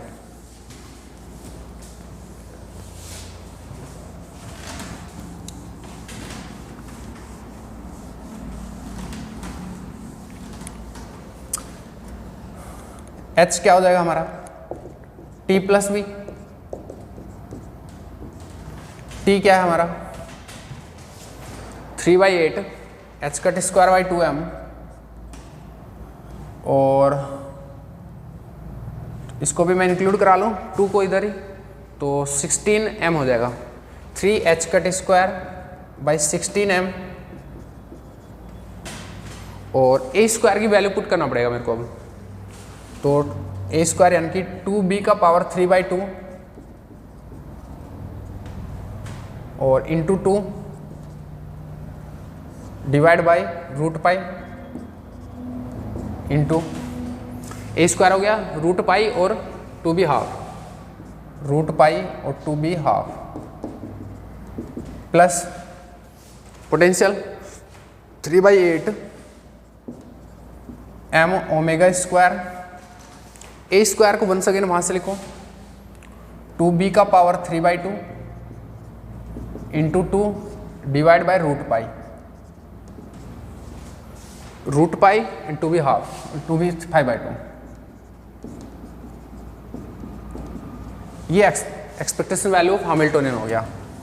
अब इसको मिनिमाइज करना है और उससे पहले थोड़ा सिंप्लीफाई करते हैं क्योंकि कुछ लग रहा है कि थोड़ा बहुत तो होगा, कटापिट होगी थोड़ी बहुत, करते हैं। तो देखो रूट पाई से रूट पाई कैंसिल हो गया, जय हिंद। और 2b 3/2 है, 2b हाफ है तो ऊपर 2b बचेगा भाई, ऊपर 1.5 है नीचे हाफ है, एक बचेगा ना 2b बचेगा, तो 2b एंड 2 यानी कि 2b इंटू 2 यानी कि 4b, 4 से इसको काट दो तो ये 4 बचेगा, 3h cut square b by 4m, 4 था ना ऊपर 4 चौको 16, 4b b भी लिख लिया मैंने 4 चौको 16, सही है भाई एकदम परफेक्ट है, ठीक है। प्लस यहां पर भी ये चीज कट जाएगी, ऊपर 1.5 पावर है नीचे 5/2 है तो 1.5 में से 2.5 में से 1.5 घटा दो, नीचे कितना बचेगा 2.5 में से 1.5 एक ही तो बचेगा, नीचे 2 भी बचेगा, उसका 2 इस 2 से कट जाएगा तो नीचे b बचेगा और ये तो 3/8 m omega square by b, 3/8 m omega square by b. यहाँ पे वापस चेक कर लो, ये बचेगा 2b, 5/2 है, इसको नीचे लाओगे -3/2 करोगे तो 2b बचेगा, 2 से 2 कट जाएगा, b बचेगा, उसको मैं नीचे लिख दिया। सही है। अबे बहुत परेशान कर रहा है, छोटा सा है नहीं। अब इसको मिनिमाइज करना है तो डेरिवेटिव करें। खुशी हुई है सबको, थोड़ी बहुत हुई है। मिनिमाइज करो तो मिनिमाइज करोगे तो हो जाएगा, डेरिवेटिव करना है पहले 3h cut square by 4m and plus 3/8 m omega square 1/b, b का पावर -1 तो -1 और b का पावर -2 यानी कि 1/b स्क्वायर, या फिर 1/b का -1/b स्क्वायर। ठीक है। अब इसको जीरो पुट अप कर दो, जीरो पुट किया तो 3h cut square by 4m equal to होगा 3/8 m omega square over b square, minus वाला स्टफ राइट में लेंगे। बी का वैल्यू क्या आ जाएगा, बी स्क्वायर का वैल्यू हो जाएगा यहाँ पे, बी स्क्वायर इधर ले आया मैं, ये सबको उधर ले जा, तो 4m by 3h cut square into 3/8 m omega square. काटा पीटी मचा दो, 3 से 3 कट जाएगा, एम स्क्वायर हो जाएगा, ओमेगा स्क्वायर हो जाएगा और ये कट जाएगा, तो बचा हाफ, 4 दूनी 8, half m square omega square over h cut square. ठीक है जी, बिल्कुल। बी का वैल्यू आ जाएगा यहाँ से, बी का वैल्यू हो जाएगा 1/√2 m omega over h cut और प्लस माइनस बी। ज़्यादा तूफान हो गया यार यहाँ तो, प्लस माइनस होगा यहाँ पे। ठीक है। अब देखना है कि बी की किस वैल्यू के लिए मिनिमा है, मतलब मिनिमा एग्जिस्ट करता है। यहाँ पर एक मिस्टेक हो सकती थी हमसे प्लस माइनस की, बट हमने कर लिया सही। तो अब वापस से क्या करें, डबल ऑर्डर डेरिवेटिव करें और फिर देखते हैं क्या होता है सीन। तो डबल ऑर्डर डेरिवेटिव करें, ये फर्स्ट ऑर्डर डेरिवेटिव है यहाँ पे, तो डबल ऑर्डर डेरिवेटिव देखो क्या हो जाएगा, d² h ओवर db²। ये तो कांस्टेंट फैक्टर है, 0 हो गया। यहाँ पर ये है -3/8, ये माइनस ले मैंने, एम ओमेगा स्क्वायर। बी का पावर -2 का डेरिवेटिव क्या हो जाएगा, बी का पावर 2, बी की पावर -2 हो जाएगा -2/b क्यूब, क्योंकि -2 और बी का पावर -3 तो b क्यूब। तो ये हो गया, 2 से काट लो और minus minus plus 3/4 m omega square b cube db²। ये क्या चाहिए आपको, ये चाहिए आपको नेगेटिव, नेगेटिव या पॉजिटिव, पॉजिटिव चाहिए। मिनिमा देखना है ना, मिनिमा देखना है तो पॉजिटिव होना चाहिए ये। अब पॉजिटिव किस वैल्यू के लिए होगा, बी की पॉजिटिव वैल्यू के लिए ही होगा। तो पॉजिटिव यानी कि b equal to 1/√2 m omega by h cut, m omega by h cut. ये आपका बेस्ट वैल्यू ऑफ बी है, या बेस्ट पैरामीटर बोल सकते हो आप इसको। और अब एच मिनिमम यानी कि ई फर्स्ट एक्साइटेड स्टेट, कई लोग तो भूल भी गए होंगे कि हम first excited state find out कर रहे थे या ground state, first excited find out कर रहे थे। ठीक है। तो बी का एच का मिनिमम, बी का वैल्यू पुट कर दें इसमें, E first excited state equal to इसका मिनिमम, और इसका मिनिमम हो जाएगा, यहाँ पे बी की वैल्यू डाल दो। तो बी का वैल्यू डालें 3h cut square by 4m, b है 1/√2 m omega by h cut plus 3/8 m omega square, और ये बी है क्या यहाँ पे, हाँ, तो M omega square 1/b, 1/b यानी कि एम ओमेगा √2 एच कट। ठीक है। हाँ, करो सिंप्लीफाई, एम से एम कट जाएगा, एच कट से भी एच कट जाएगा एक, और 3h cut omega, 3h cut omega और नीचे 4√2। सही है, 3h cut omega by 4√2। Fine. Next m से एम कट जाएगा, ओमेगा से ओमेगा कट जाएगा, 3√2 by 8 h cut and omega. ये आपका आंसर हो गया। 3/4 कॉमन ले सकते हो, 3/4 एच कट ओमेगा। 3/4 कॉमन लेंगे तो यहाँ से बच रहा है 1/√2 प्लस यहाँ से बचेगा 3/4 कॉमन लिया है तो 4 यहाँ से कॉमन लिया तो 2 बच रहा था, तो √2 ऊपर है तो 1/√2 यहाँ पे बच जाएगा। 1/√2 क्या हो जाएगा 2 डिवाइड बाई √2 यानी कि √2। मैं लिख ही देता हूँ यार, ये 2 डिवाइड बाई √2 और इसका मतलब 3/4 एच कट ओमेगा इंटू √2 और इसको आप 2 × 2 लिख सकते हो तो ये हो जाएगा 3/2 √2 एच कट ओमेगा। ठीक है, तो ये है आपका फर्स्ट एक्साइटेड स्टेट। और जो फर्स्ट एक्साइटेड स्टेट का जो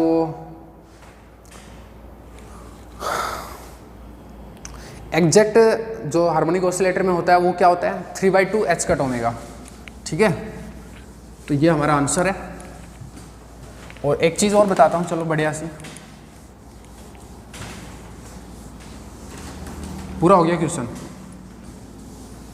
ये फर्स्ट एक्साइटेड स्टेट है और जो एग्जैक्ट होता है ना, कंपेयर भी करें अपन तो ये होता है ई फर्स्ट एक्साइटेड स्टेट का एग्जैक्ट, और जो एस्टिमेटेड है वेरिएशनल मेथड से वो ये आया 3/2 √2 एच कट ओमेगा। ठीक है, अब मेरी एक बात सुनो, ये पहले ये बताओ ये ज़्यादा है या नहीं है। ये एस्टिमेटेड है तो मैं ई लिख देता हूँ इस पर, ये ज़्यादा है या नहीं है। ई फर्स्ट एक्साइटेड एस्टिमेटेड हमेशा ज़्यादा होती है जो भी आपका ओरिजिनल है, जो एग्जैक्ट है उससे। ठीक है, ये चीज फर्स्ट एक्साइटेड स्टेट का हो या ग्राउंड स्टेट का हो, वेरिएशनल मेथड में हमेशा यही चीज़ होती है। इक्वल टू भी लगा सकते हो आप। ठीक है, तो जो एस्टिमेट करते हो ना, ई एस्टिमेटेड स्टेट कोई भी हो, वो हमेशा जो एग्जैक्ट है उससे ज़्यादा ही आती है। ये कंसेप्ट आप ध्यान रख सकते हो। ठीक है, मैं एक खास चीज़ें बताता हूँ। अब वेरिएशनल मेथड के क्वेश्चन में आपने ये देखा, ये अगर पर्टिकुलर क्वेश्चन अगर एग्जाम में आ जाए तो आधा घंटा तो यही ले जाएगा हमारा। तो कई बार आपको क्वेश्चन पता है कैसे करने चाहिए वेरिएशनल के, स्पेशली जो 4 ऑप्शन है ABCD, उनमें एक बार डायमेंशन एनालिसिस लगा के देख लो। कई बार इससे भी वो सॉर्ट आउट हो जाता है मामला कि एनर्जी का देखो, एनर्जी का डायमेंशन होना चाहिए हमेशा। भाई एनर्जी फाइंड आउट कर रहे हो तो एनर्जी का डायमेंशन होना चाहिए। तो कई बार ऐसा हो सकता है कि 4 ऑप्शन में से 3 तो एनर्जी के डायमेंशन नहीं थे और सिर्फ एक ही ऑप्शन था, तो हो सकता है आपका वो कुछ ही नहीं करना पड़े आपको। तो सबसे पहले ये चीज़ क्या करो वेरिएशनल में। ठीक है, एक चीज़ और बताता हूँ, कई बार है ना, इसमें चलो क्वेश्चन देता हूँ और फिर बात करता हूँ उस पर। ठीक है, एक क्वेश्चन देखो, और क्वेश्चन देते हैं अब सिमेट्रिक पोटेंशियल वेल पे, और उसमें वो एक ट्रिक भी बताता हूँ। चलो, तो ये एक कंसेप्ट है, इसको ध्यान रखें। हमेशा एस्टिमेटेड ज़्यादा ही आएगी, एग्जैक्ट से कम नहीं आती कभी भी, या फिर बराबर ही आती है।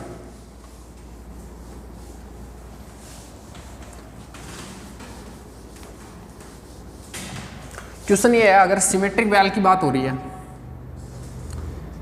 -A to A, ये आपका पोटेंशियल है, और बोला इसको, आपको बोला कि use psi of x equal to A into sine of BX to estimate first excited state energy. Used this one as trial wave function. Use psi of x as trial wave function to estimate first excited energy, excited state energy.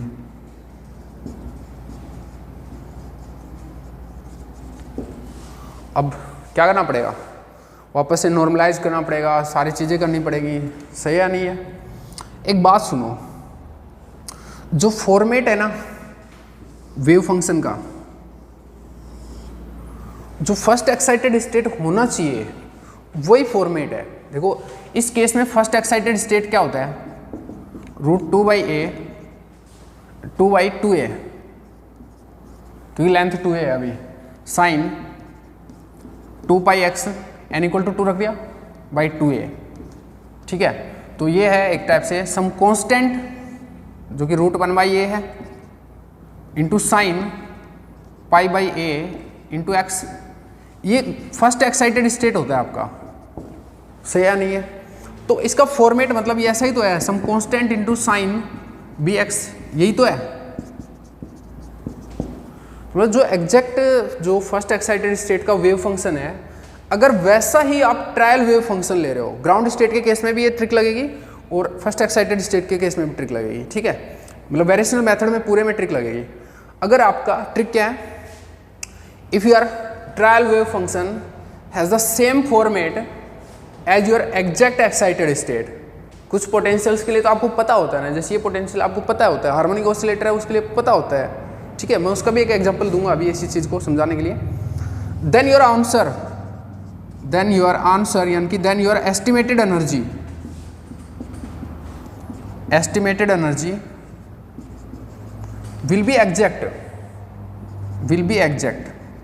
will be equal to exact energy.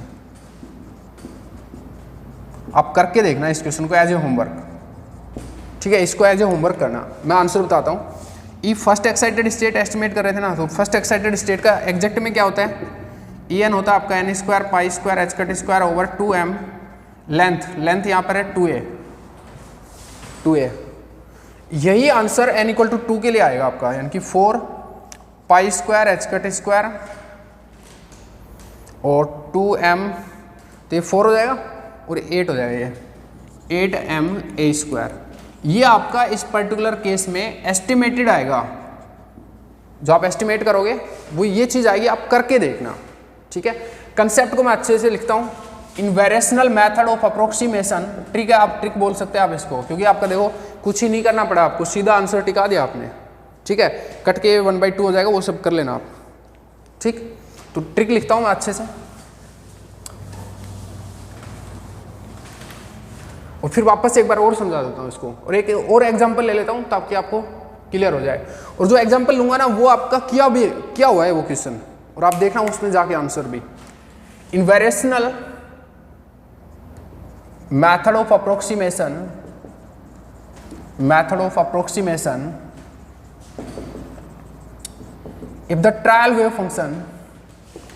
if trial wave function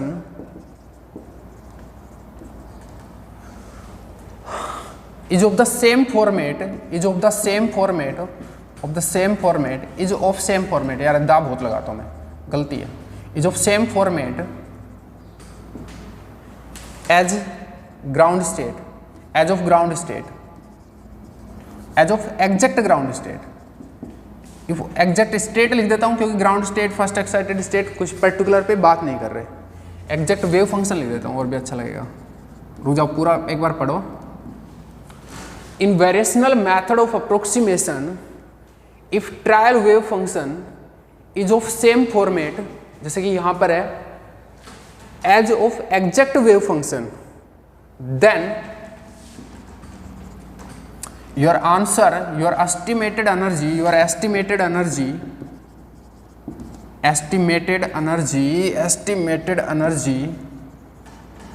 will be equal to exact energy। तो एक तो यही था कि first excited state के लिए आपसे पूछा था इनफाइनाइट पोटेंशियल वैल में, और ये ट्रायल वेव फंक्शन यूज करवाया था। तो ये ट्रायल वेव फंक्शन तो एग्जैक्टर के जैसा ही है, फॉर्मेट तो सेम है, कॉन्स्टेंट्स डजेंट मैटर। ठीक है, क्योंकि जो बेस्ट वैल्यू ऑफ बी आएगी वो इस टाइप से आएगी कि आंसर दे देगा आपको। ठीक है, ए का भी वैल्यू सब सेट हो जाता है ऑटोमेटिक, आप कैलकुलेशन करोगे तो सेम फॉर्मेट है, इसलिए आंसर ये आना चाहिए था। ठीक है, और यही होगा, आप चेक भी करना इसको कैलकुलेशंस वगैरह करके। तो ये कंसेप्ट है, ये फर्स्ट एक्साइटेड स्टेट पे लगा है। एक ग्राउंड स्टेट का भी मैं बता देता हूँ। देखो आपने क्वेश्चन क्या था, क्या क्वेश्चन था, आपने फर्स्ट लेक्चर में एक क्वेश्चन था जो कि एग्जाम्पल 7.1 भी है डेविड जे ग्रिफिथ में। पोटेंशियल दिया हुआ है आपको ये half M omega square x square, और बोला कि गाउसियन वेव फंक्शन को यूज करना है as a trial wave function. Gaussian wave function trial wave function था। क्या होता है A into X sorry e to the power minus B x square, ये होता है। और आपको ग्राउंड स्टेट एनर्जी को एस्टिमेट करना था कि ये कितनी होगी। आपने लंबी चौड़ी कैलकुलेशन की थी, एटलीस्ट आपने मतलब ट्रिक भी याद रख ली थी ए को फाइंड आउट करने के लिए, और मतलब ये ट्रिक थी ना ए को कि ये ए तो इतना होता है, अगर इनकेस नहीं पता होता तो करना होता। टी का भी आपने ट्रिक से कर लिया था कि H cut square by 2m है, बट पोटेंशियल का आपको फाइंड आउट करना पड़ा था, फिर उसको मिनिमाइज करना पड़ा था। और आपका आंसर अगर आपको याद हो तो जो एस्टिमेटेड थी वो ये आई थी, अगर आपको याद हो तो। और मैं उछल के बोला था क्या, this is the power of variational method of approximation, ऐसे बोला था ना, this is the power of variational method of approximation.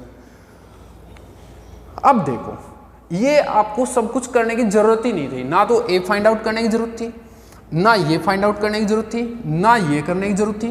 Trick से सीधा आंसर हो जाता, सीधा आंसर यही हो जाता ट्रिक से। कैसे, ये आपका ट्रायल वेव फंक्शन है, एग्जैक्ट जो ग्राउंड स्टेट होता है, एग्जैक्ट जो वेव फंक्शन होता है ग्राउंड स्टेट का हार्मोनिक ऑसिलेटर, वो क्या होता है 1/√π टू की power n factorial x not e का power minus x square over 2x not square hn x by x not. इसमें n इक्वल टू 0 पुट करोगे तो एग्जैक्ट आ जाएगा, ये nx था, और n इक्वल टू 0 पुट करोगे तो 1/√π टू की power n 0 n factorial 0 x not root h cut by m omega होता है, तो that is a constant e to the power minus x square over 2x not square and this will be 1।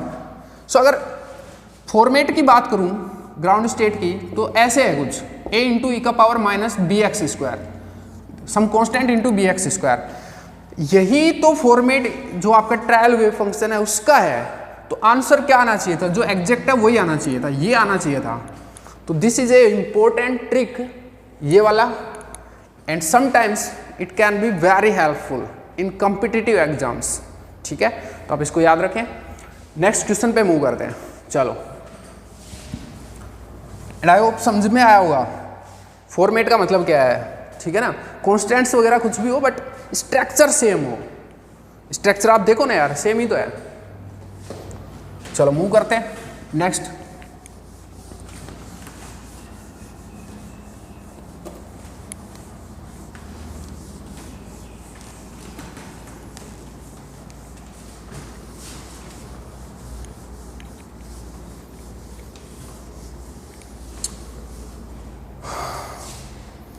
Next question है,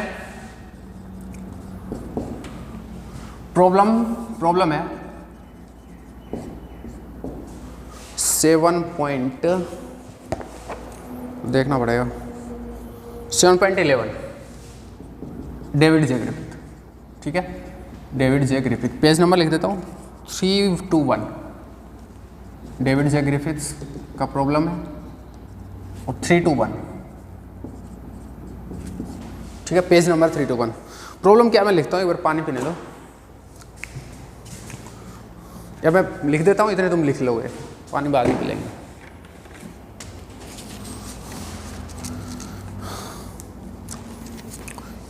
दो part है, पहला part सुनो। Use a trial wave function of the form psi of x equal to,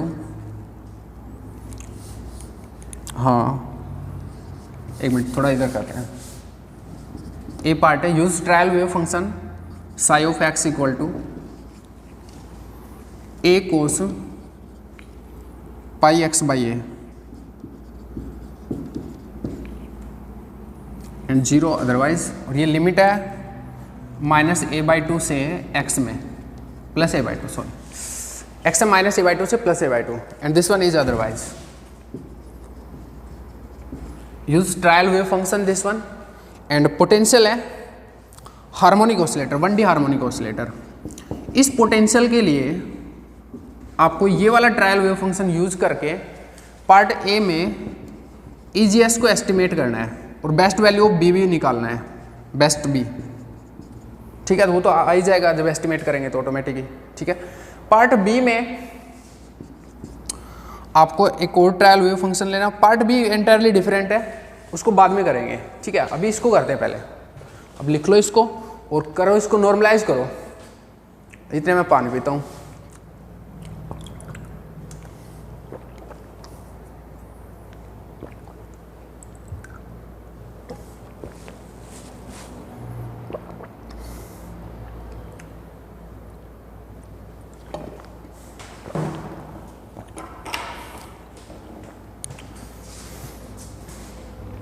तो normalise हो गया होगा। देखो नॉर्मलाइजेशन कांस्टेंट क्या आएगा, ए। ये आएगा आपका √2/a। आप कर लेना अब खुद से। ठीक है, उसमें कुछ नहीं है, कोस स्क्वायर का इंटीग्रेशन होगा। ठीक है, मैंने कैसे बता दिया, फिर इतने तेज कैसे निकले कि पानी पीते पीते बता गए। देखो ये same wave function symmetric potential well में होता है, और अगर इस टाइप की पोटेंशियल वैल हो -a/2 से +a/2, तो वहाँ पर जो नॉर्मलाइजेशन कांस्टेंट होता है वो यही तो आता है, √2/a। तो यहाँ पर भी यही आएगा, क्योंकि लिमिट का ही तो खेल होता है, वहाँ पर भी तो यही लिमिट लगती है, इसलिए मैंने डायरेक्ट लिख दिया। और आप करके देख लेना। ठीक है, चलो नेक्स्ट। एक के बाद में काइनेटिक एनर्जी फाइंड आउट करना है। टी क्या हो जाएगा, -h²/2m साई स्टार और d²ψ/dx²। dx लिमिट कहाँ से कहाँ तक लगेगी इस बार, -a/2 से +a/2। ओरिजिनली तो -∞ टू +∞ होता है इस पोटेंशियल के लिए, बट इस बार कुछ रिस्ट्रिक्शंस डाल रखे हैं वहाँ पर, तो ये इस रिस्ट्रिक्शन वाली लिमिट हो जाएगी। तो पहले तो इसको double order derivative find out करो। तो ψ(x) तो है आपका √2/a, इंटीग्रेशन लगा, मतलब ये a को यूज कर लिया मैंने, cos πx/a, cos πx/a। First order derivative क्या हो जाएगा, √2/a कांस्टेंट है, cos का क्या हो जाता है, minus sine, minus of sine πx/a और इंटू π/a। सही है भाई। डबल ऑर्डर डेरिवेटिव भी कर ही देते हैं अभी, d2ψ/dx²। ये सब कांस्टेंट को बाहर ले आओ एक बार के लिए, तो माइनस π/a और √2/a, सब कांस्टेंट बाहर आ गए। साइन, साइन का क्या हो जाता है, cos πx/a इंटू π/a। सही है, तो इस डबल ऑर्डर डेरिवेटिव को वहाँ इंट्रोड्यूस कराओ। चलो टी हो जाएगा आपका -h²/2m। सब कांस्टेंट को तुम कहो तो ले लूँ मैं एक साथ ही, तो माइनस माइनस तो प्लस हो जाएगा इसकी वजह से। ठीक है, और π/a का स्क्वायर और √2/a। ठीक है, और cos πx/a। फंक्शन को भी रखोगे साई स्टार, रियल फंक्शन है, तो √2/a एक बार और आएगा, और cos πx/a और -a/2 से +a/2 dx। आप करके देख लेना, यही चीज़ आएगी। ठीक है, चलो मूव करते हैं। और एक चीज़ और कर दूँ, cos स्क्वायर हो गया ये, तो यही कर देता हूँ मैं, एक स्टेप कम हो जाएगा मेरा, cos square of πx/a dx। तुमको तो एक स्टेप और घटा दूँ मैं यहाँ पे, पर थोड़ा ज़्यादा हो जाएगा क्योंकि ये इवन फंक्शन है और -a to +a लिमिट है एक टाइप से, तो ट्वाइस ऑफ 0 to a/2 हो जाएगा यहाँ पे। तो चलो देखें, ट्वाइस ऑफ 0 to a हो जाएगा, तो ये 2 काट दूँ मैं उस 2 से, तो h²/m π² को ऐसे लिख लेते हैं, π² a² इंटू ये हो जाएगा 2/a, और ये हो गया 0 to a/2। वो 2 मैंने ऑलरेडी ले लिया यहाँ पे, या फिर तुम रुक जाओ यार, तुम्हारा सांस फूल जाता है। 2 और cos स्क्वायर, cos स्क्वायर को कैसे लिखेंगे, cos 2θ से। cos 2θ क्या होता है, 2 cos² θ -1, तो 1 + cos 2θ यानी कि 1 plus cos 2 pi x by A divide by 2 और उसका integration 1 plus cos 2 pi x by A D x और डिवाइड बाई 2। ठीक है, तो उस 2 को मैं यहाँ लिखूँगा अब। ठीक, अब देखो इसको हटा लेते हैं।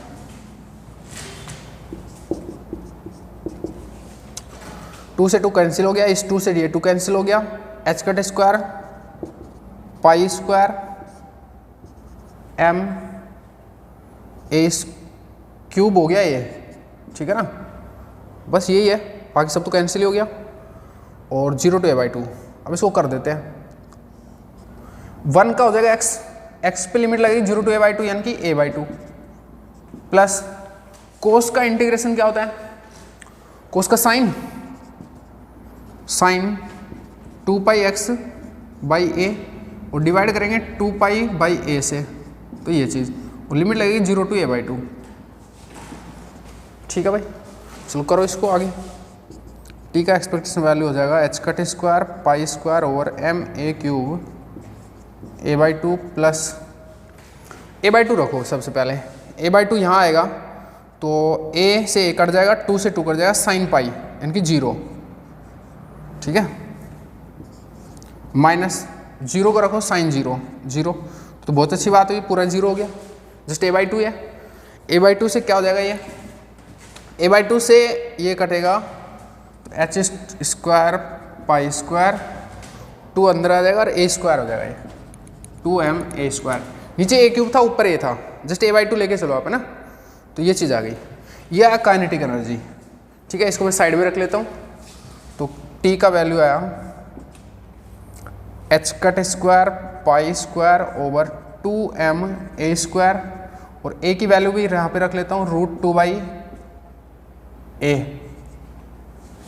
ठीक है, अब बाकी सब मिटा लेते हैं और अब पोटेंशियल का एक्सपेक्टेशन वैल्यू निकालते हैं। पोटेंशियल है हार्मोनिक ऑसिलेटर, करो देखो भाई क्या हो जाएगा।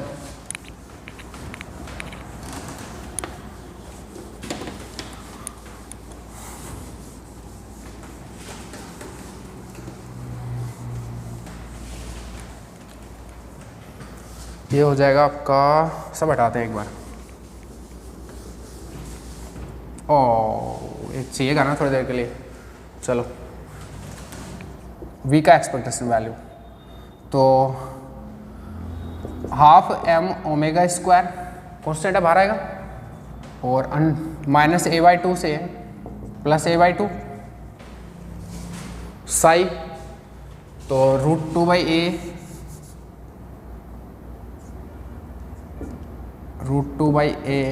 का स्क्वायर इंटीग्रेशन माइनस a/2 से प्लस a/2 और cos square pi x by A और पोटेंशियल का x²। अब खुद से करके देखना, ये चीज़ हो जाएगी। ठीक है, चलो सॉल्व करो इसको।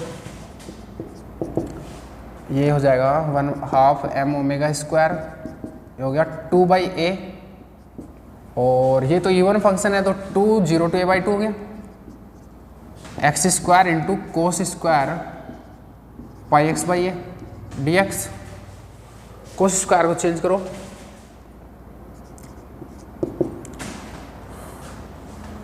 एक 2 से 2 काट लो तो 2m⍵² बाई a और x² 0 to a/2 है। कोस को क्या लिखेंगे, कोस स्क्वायर को 1 plus cos 2 theta 1 plus cos 2 pi x by A और बटे 2 तो वो हो जाएगा यहाँ पर dx। ठीक है, अब देखो v 2 से 2 काट लो m⍵² बाई a और ये चीज़ हो गया 0 to a/2 x² dx। x² का इंटीग्रेशन क्या हो जाएगा, x³ लिख ही देता हूँ रे यार, x² dx plus 0 to a/2 x² cos of 2 pi x by A dx सही है। अब इस इंटीग्रेशन को करना है, करो इतने तुम खुद से करो।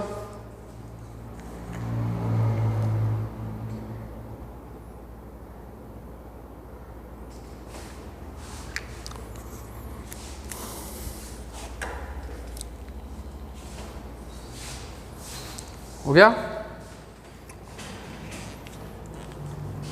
राइट साइड को रफ कर लेते हैं, तुम कर ही रहे हो तो।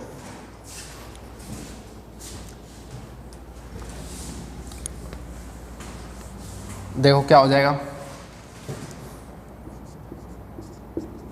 M omega square by A और एक्स क्यूब बाई 3 हो जाएगा, तो 1/3 और एक्स क्यूब पे लिमिट लगेगी तो a/2 का क्यूब यानी कि a क्यूब बाई 8, ठीक है, प्लस इसको u इंटू वी से कर लो। तो first as it is second का इंटीग्रेशन, सेकेंड का इंटीग्रेशन हो जाता है कोस का हो जाता है साइन 2πx/a और आप 2π/a से भाग करोगे, डिवाइड करोगे, ये हो गया। माइनस u का इंटीग्रेशन यानी कि सॉरी डिफरेंशिएशन, एक्स स्क्वायर का 2x, इसका जो आया था ना यहाँ पर, इसका वापस से इंटीग्रेशन। साइन का इंटीग्रेशन क्या होता है, माइनस कोस, तो माइनस कोस और 2πx/a और फिर वापस से इससे भाग करना पड़ेगा, एक पहले ही था तो स्क्वायर हो जाएगा, ठीक है। और फिर सॉरी प्लस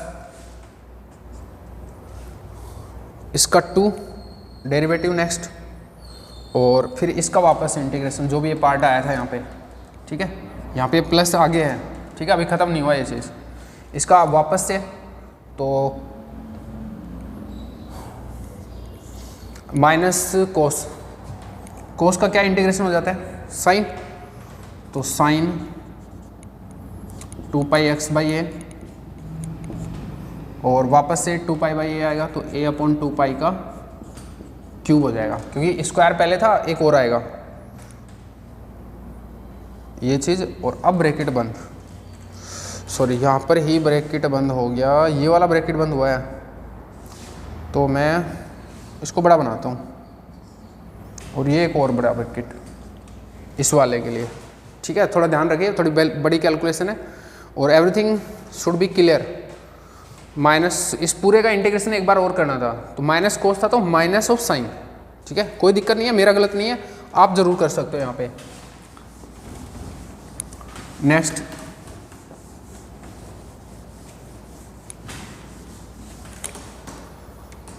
v हो जाएगा m ओमेगा स्क्वायर बाई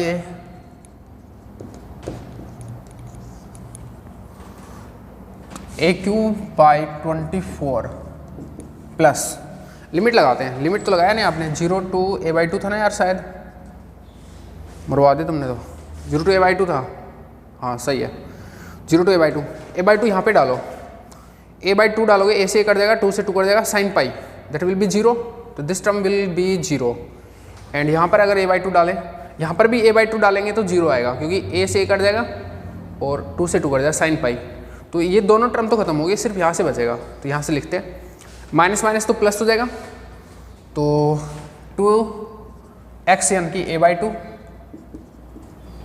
और कोस a/2 रखेंगे तो यहाँ पे ये हो जाएगा, a से a कट जाएगा, 2 से 2 कोस पाई एंड दैट विल बी -1। तो एक मिनट यह है प्लस यहाँ पर और इसके अंदर जो आ रहा है माइनस माइनस तो प्लस हो गया था और कोस पाई का माइनस और 2a/2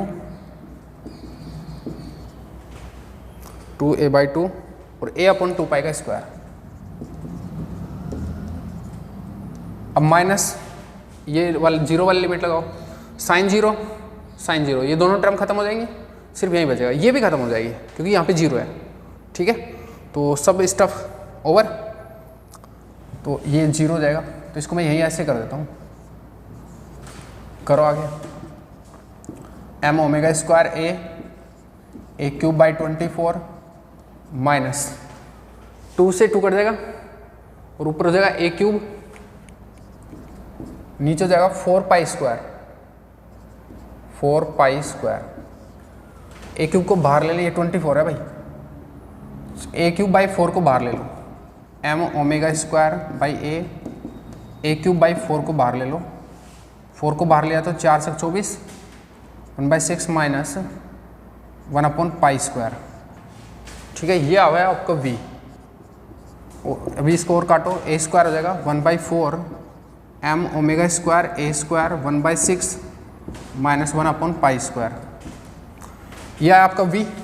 ठीक है, तो अब लिखते हैं पूरा हैमिल्टनियन और उसको मिनिमाइज करते हैं।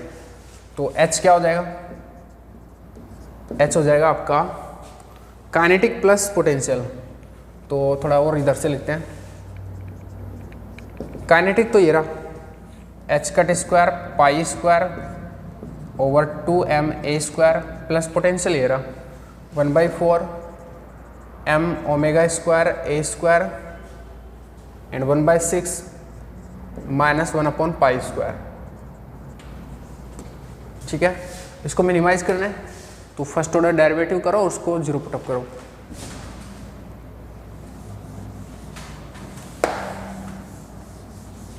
काफ़ी लंबा क्वेश्चन हो गया बट क्या करें।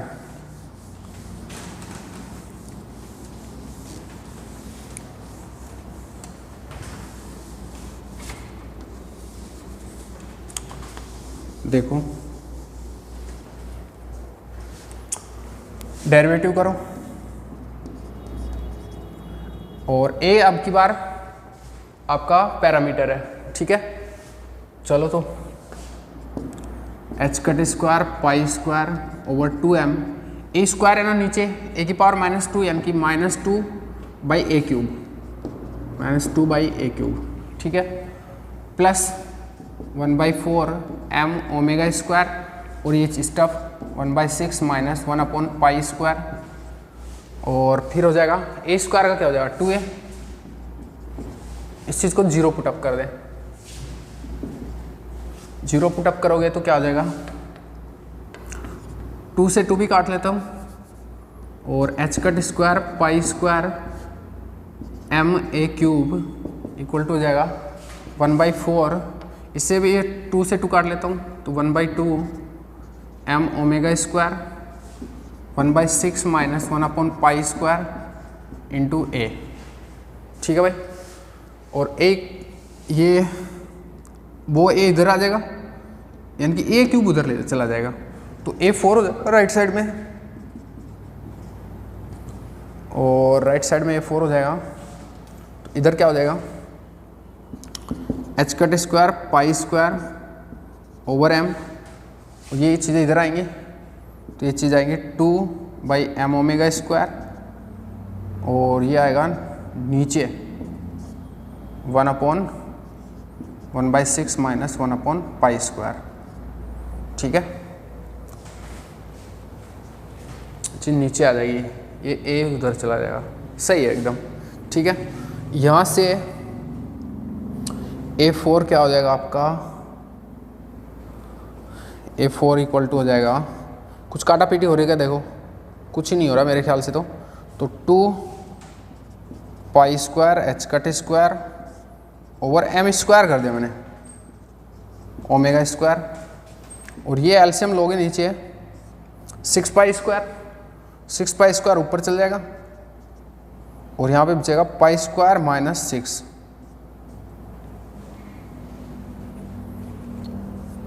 सही है ना, पाई स्क्वायर माइनस 6 और 6 पाई स्क्वायर ऊपर चल गया और पाई स्क्वायर ऑलरेडी था तो पाई4 हो गया आपका, वो तो कर दूं, पाई4 हो गया।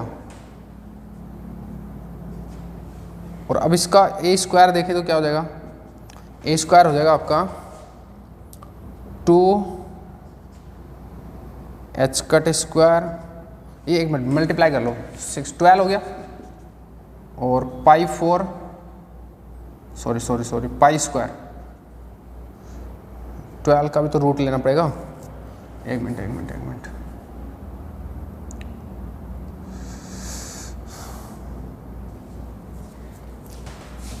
Root 12 over pi square minus 6, पूरा कांस्टेंट को रूट में ले लिया, ठीक है, 12 को और इस चीज़ को, और जो बच गया उसका h cut pi square over M omega, ये ए स्क्वायर की वैल्यू आई। ए क्या हो जाएगा प्लस माइनस, ठीक है। डबल ऑर्डर डेरिवेटिव करना पड़ेगा, देखना पड़ेगा किस पे मिनिमम आ रहा है मैक्सिमम आ रहा है, ठीक है। और अगर अपन एक चीज़ देखें कि इसका जो एक्सप्रेशन है उसमें ए स्क्वायर है, तो प्लस माइनस दोनों पे आ रहा होगा या फिर किसी पे भी आए, हमको फर्क नहीं पड़ेगा। तो मैं डायरेक्ट लिख दूं अब, तो डायरेक्ट एच मिनिमम क्या हो जाएगा, ये रख दो ए की जो भी वैल्यू आई है, सीधा ए स्क्वायर ही पुटअप कर दो, करो H cut square pi square over 2m A square, A square हो जाएगा रूट 12 तो नीचे और ऊपर हो जाएगा रूट पाई स्क्वायर माइनस 6 और h cut square pi square m omega. H cut है, एच कट स्क्वायर नहीं है, sorry for h cut pi square, ठीक है, प्लस वो वाली चीज़, तो प्लस हो जाएगा 1/4 एम ओमेगा स्क्वायर 1/6 माइनस 1/पाई square into A square, A square हो जाएगा root 12 over pi square minus 6 into H cut pi square over M omega, ठीक है भाई। हालांकि कुछ ज़्यादा ही कॉम्प्लिकेटेड हो गया, बट वही है, रुक नहीं सकते, बट मजदूरी है। मैंने बोला था ना क्वांटम में मजदूरी करनी पड़ती है, कर लो, लॉकडाउन का में वैसे भी कोई काम है नहीं, मजदूरी कर लो, सही है कि नहीं है। मैं पर्सनली बताऊँ ना तो मैं खुद के लिए मेरी ज़िंदगी में इतनी कैलकुलेशन नहीं करता, अगर मैं किसी एग्जाम में नहीं बैठूँ तो, लोग वो भी यूनिवर्सिटी वाले में, कंपटीशन में तो हाथ भी नहीं लगाऊँ इनके, पता नहीं यहाँ पे क्यों कर देता हूँ मैं। और तुमसे एक लाइक नहीं होता, बेशरम, शर्म भी नहीं आती तुमको। मैं कुछ नहीं बोल रहा अब तुमको, कर लो तुम्हें जो करा जाए, ठीक है, कोई दिक्कत नहीं है। क्या ही हो जाएगा, एक लाइक नहीं करोगे तुम। एच कट से एच कट कर जाएगा तो एच कट हो गया ऊपर, पाई स्क्वायर ऊपर है पाई स्क्वायर नीचे है, कट जाएगा, और एम से एम भी कट जाएगा, और एच कट के साथ में ओमेगा आ जाएगा,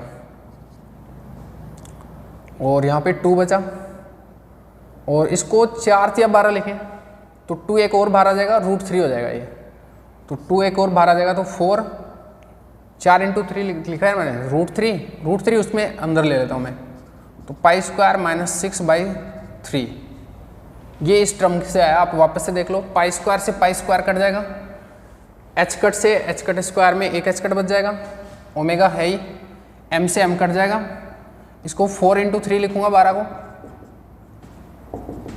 तो 4 रूट तो हो जाएगा 2, तो 2 यानी कि 4, और रूट 3 इसके अंदर आ जाएगा, ठीक है भाई।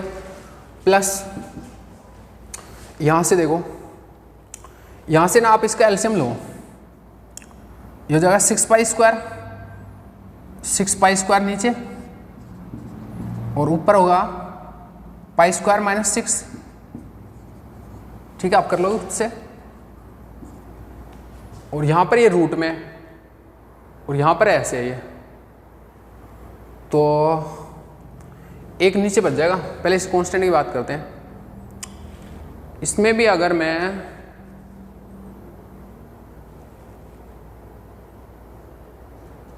चलो पहले तो ये करो कि इस पाई स्क्वायर से इस पाई स्क्वायर को काटो, इस m को इस m से काटो, और ये एक ओमेगा बचेगा, तो 1/4 और ओमेगा, ठीक है, और एक एच कट भी बच रहा है, तो एच कट ओमेगा, और अब ये स्टेप बच गया, 6 यहाँ पर है, ये 12 है, ठीक है, 12 को अंदर ले लेता हूँ, इस 6 को अंदर ले लेता हूँ, रूट 36 हो जाएगा, इसके अंदर ले लेता हूँ रूट 36, तो ये बचा 12 ओवर 36 पाई स्क्वायर माइनस 6, ठीक है, और ये स्क्वायर है और ये रूट में है, तो इससे एक बार कटेगा भी, तो ऊपर रूट पाई स्क्वायर बाई 6 बचेगा -6, ठीक है ना, ये रूट से रूट कर जाएगा, और ये 6 था, मैं इसको रूट में ले लिया, ठीक है, तो ये हो गया, तो ये बचेगा 1/√3। या फिर आप ऐसे क्यों कर रहे हो, ऐसे कर लो, इसको इससे काट लिया और यहाँ पे 6 है, इसको आप 4 को 2√3 लिख सकते हो, तो 2 से 6 कटेगा 3 और ये 1/√3 हो जाएगा फिर, तो 1/√3। वैसे भी ऐसा नहीं आ रहा था क्योंकि यहाँ पे कितना था 12/36, ठीक है, तो 1/√3 बचेगा, 1/√3। और ये आपका आंसर है जो भी है आपका। यहाँ पे भी कॉमन आएंगी चीज़ें, जैसे इसको और इसको साथ लिख सकता हूँ, ऐसा बन जाएगा ये, और एच कट ओमेगा 1/4, अरे ये तो डबल हो गया, सेम है ये और ये चीज़ सेम है, तो ट्वाइस हो गया, तो यानी कि एच कट ओमेगा बाई 2 हो जाएगा, 2 से 4 कट जाएगा, रूट पाई स्क्वायर बाई, ये आंसर है आपका, ठीक है भाई। और नेक्स्ट क्वेश्चन है पार्ट बी। पार्ट बी में क्या बोला इसने कि use trial wave function psi of x equal to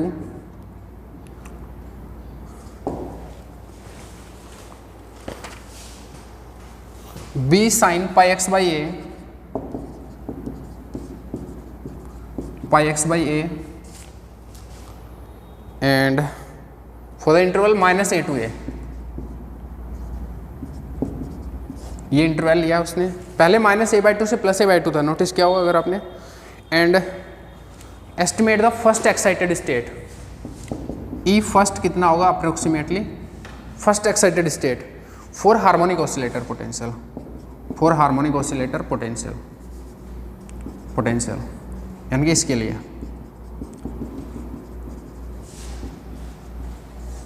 once again इतनी सब चीज़ें करनी पड़ेंगी आपको, लिए होमवर्क है, बी पार्ट को आप खुद से करो, ठीक है। और ये पार्ट क्वेश्चन नंबर था 7.11, तो 7.11 का बी पार्ट है, आप खुद से करना और आप आंसर देखना वहाँ पर डेविड जे ग्रिफिथ में, आपको आंसर मिल जाएगा जो भी है, ठीक है। तो आज का लेक्चर थोड़ा लंबा ज़रूर है, बट क्या कर सकते, कुछ नहीं कर सकते, ये क्वेश्चंस लंबे होते हैं। और इसी के साथ वेरिएशनल मेथड ऑफ अप्रोक्सीमेशन ख़त्म हो गया मेरी तरफ से। और रही बात जेटली की प्रॉब्लम्स की, तो जेटली का प्रॉब्लम्स पे मैं एक लेक्चर और बना दूंगा, ठीक है, छोटा लेक्चर होगा, मतलब 4 क्वेश्चन कर दूंगा जेटली से, तो नेक्स्ट लेक्चर जो भी होगा उसमें जेटली की प्रॉब्लम्स पे बात कर लेंगे, ठीक है। चलो बाय बाय, और उसके बाद नेक्स्ट टॉपिक पे मूव करेंगे। और प्लीज़ कमेंट, लाइक, शेयर, तीनों चीज़ें किया करो यार, आपके लिए होता है जो कुछ भी हो रहा है, ठीक है ना, ये बात ध्यान रखो यार, ये सब चीज़ें कोई नहीं करा के देगा यार, इतने इंटीग्रेशन मैं मेरे खुद के लिए नहीं करूँ, समझो ना इस बात को, कौन करेगा, पागल थोड़ी हूँ मैं, मेरे को कैलकुलेशन आती है, मैं मरा नहीं करूँ, क्लास में नहीं करूँ, अगर मैं सीरियसली बोलूँ तो क्लास में अगर मैं पढ़ाऊँ ना तो मैं इतने इंटीग्रेशन सोल्व नहीं करूँगा, क्योंकि ये खुद से करने पड़ेंगे। मैं राउंड पे रहता हूँ और करवाता हूँ सबसे, कि खुद से करोगे तो सीखोगे, गलतियाँ करोगे उसको बताता हूँ, तो थोड़ा समझो चीज़ों को। इतने बड़े स्टफ अगर कर रहा हूँ यहाँ पे आके, इसके लिए डेडिकेशन चाहिए, इतने बड़े इंटीग्रेशन शकल देख के भाग जाते हो तुम तो, ठीक है। तो प्लीज़ थोड़ा सा मोटिवेट करने की कोशिश करें, अदरवाइज देखो ये एक इंटरनल स्ट्रेंथ होती है कि मैं यहाँ पे किस वजह से आता हूँ कि तुम्हारे चेहरे खिलते हुए दिखें, तुम एक मतलब सेटिस्फैक्शन के साथ वहाँ पर रहो। सेटिस्फैक्शन मेरे को ऐसे थोड़ी दिखेगा कि तुमने लेक्चर देख लिया और मेरे को लगा कि हाँ सेटिस्फाइड है, मेरी तरफ से तो मैं अपनी तरफ से स्टेप जो भी लेके आता हूँ मैं ऐसे लाता हूँ कि भाई हर कोई सेटिस्फाई होगा, पर तुमको रिस्पॉन्ड करना पड़ेगा ना कि हाँ हम सेटिस्फाइड हैं, सही है या नहीं है। अदरवाइज मैं कुछ भी प्रिडिक्ट कर लूँगा अपनी तरफ से, और फिर प्रिडिक्शन ऑब्वियसली क्या ही होगी कि यार मज़ा नहीं आ रहा बालकों को, और फिर अगर ऐसा मेरे माइंड में एक बार भी चला गया ना तो फिर समझ लेना क्रॉसअप। तो प्लीज़ प्लीज़ प्लीज़ थोड़ी सी 1-2 मिनट लगती है आपको ये चीज़ करने में, मेरे को 3 घंटे तो इसको रिकॉर्ड करने में लगते हैं, 3 घंटे से ज़्यादा प्रोसेसिंग में लगता है, 1 घंटे का अप्रोक्सीमेट अपलोड करना होता है, 8 GB का वीडियो होता है। प्लीज़ इन बातों का ध्यान रखो कोई आपके लिए 8 से 10 घंटे ज़िंदगी के निकाल रहा है, उसके बाद तुम्हारे कमेंट पढ़ना, उसके रिप्लाई करना, ऊपर से तुम व्हाट्सएप पे मैसेज भेजते हो उनके रिप्लाई करना, तो 10 घंटे अगर पर डे कोई तुम पे डेडिकेटेड है और सिर्फ एक चीज़ मांग रहा है कि एक टिक मार देना लाइक पे और एक छोटा सा कमेंट जो भी आपके मन में आए वो लिख देना। चलो बहुत बढ़िया, अगर आपसे नहीं हो सकता। Bye bye.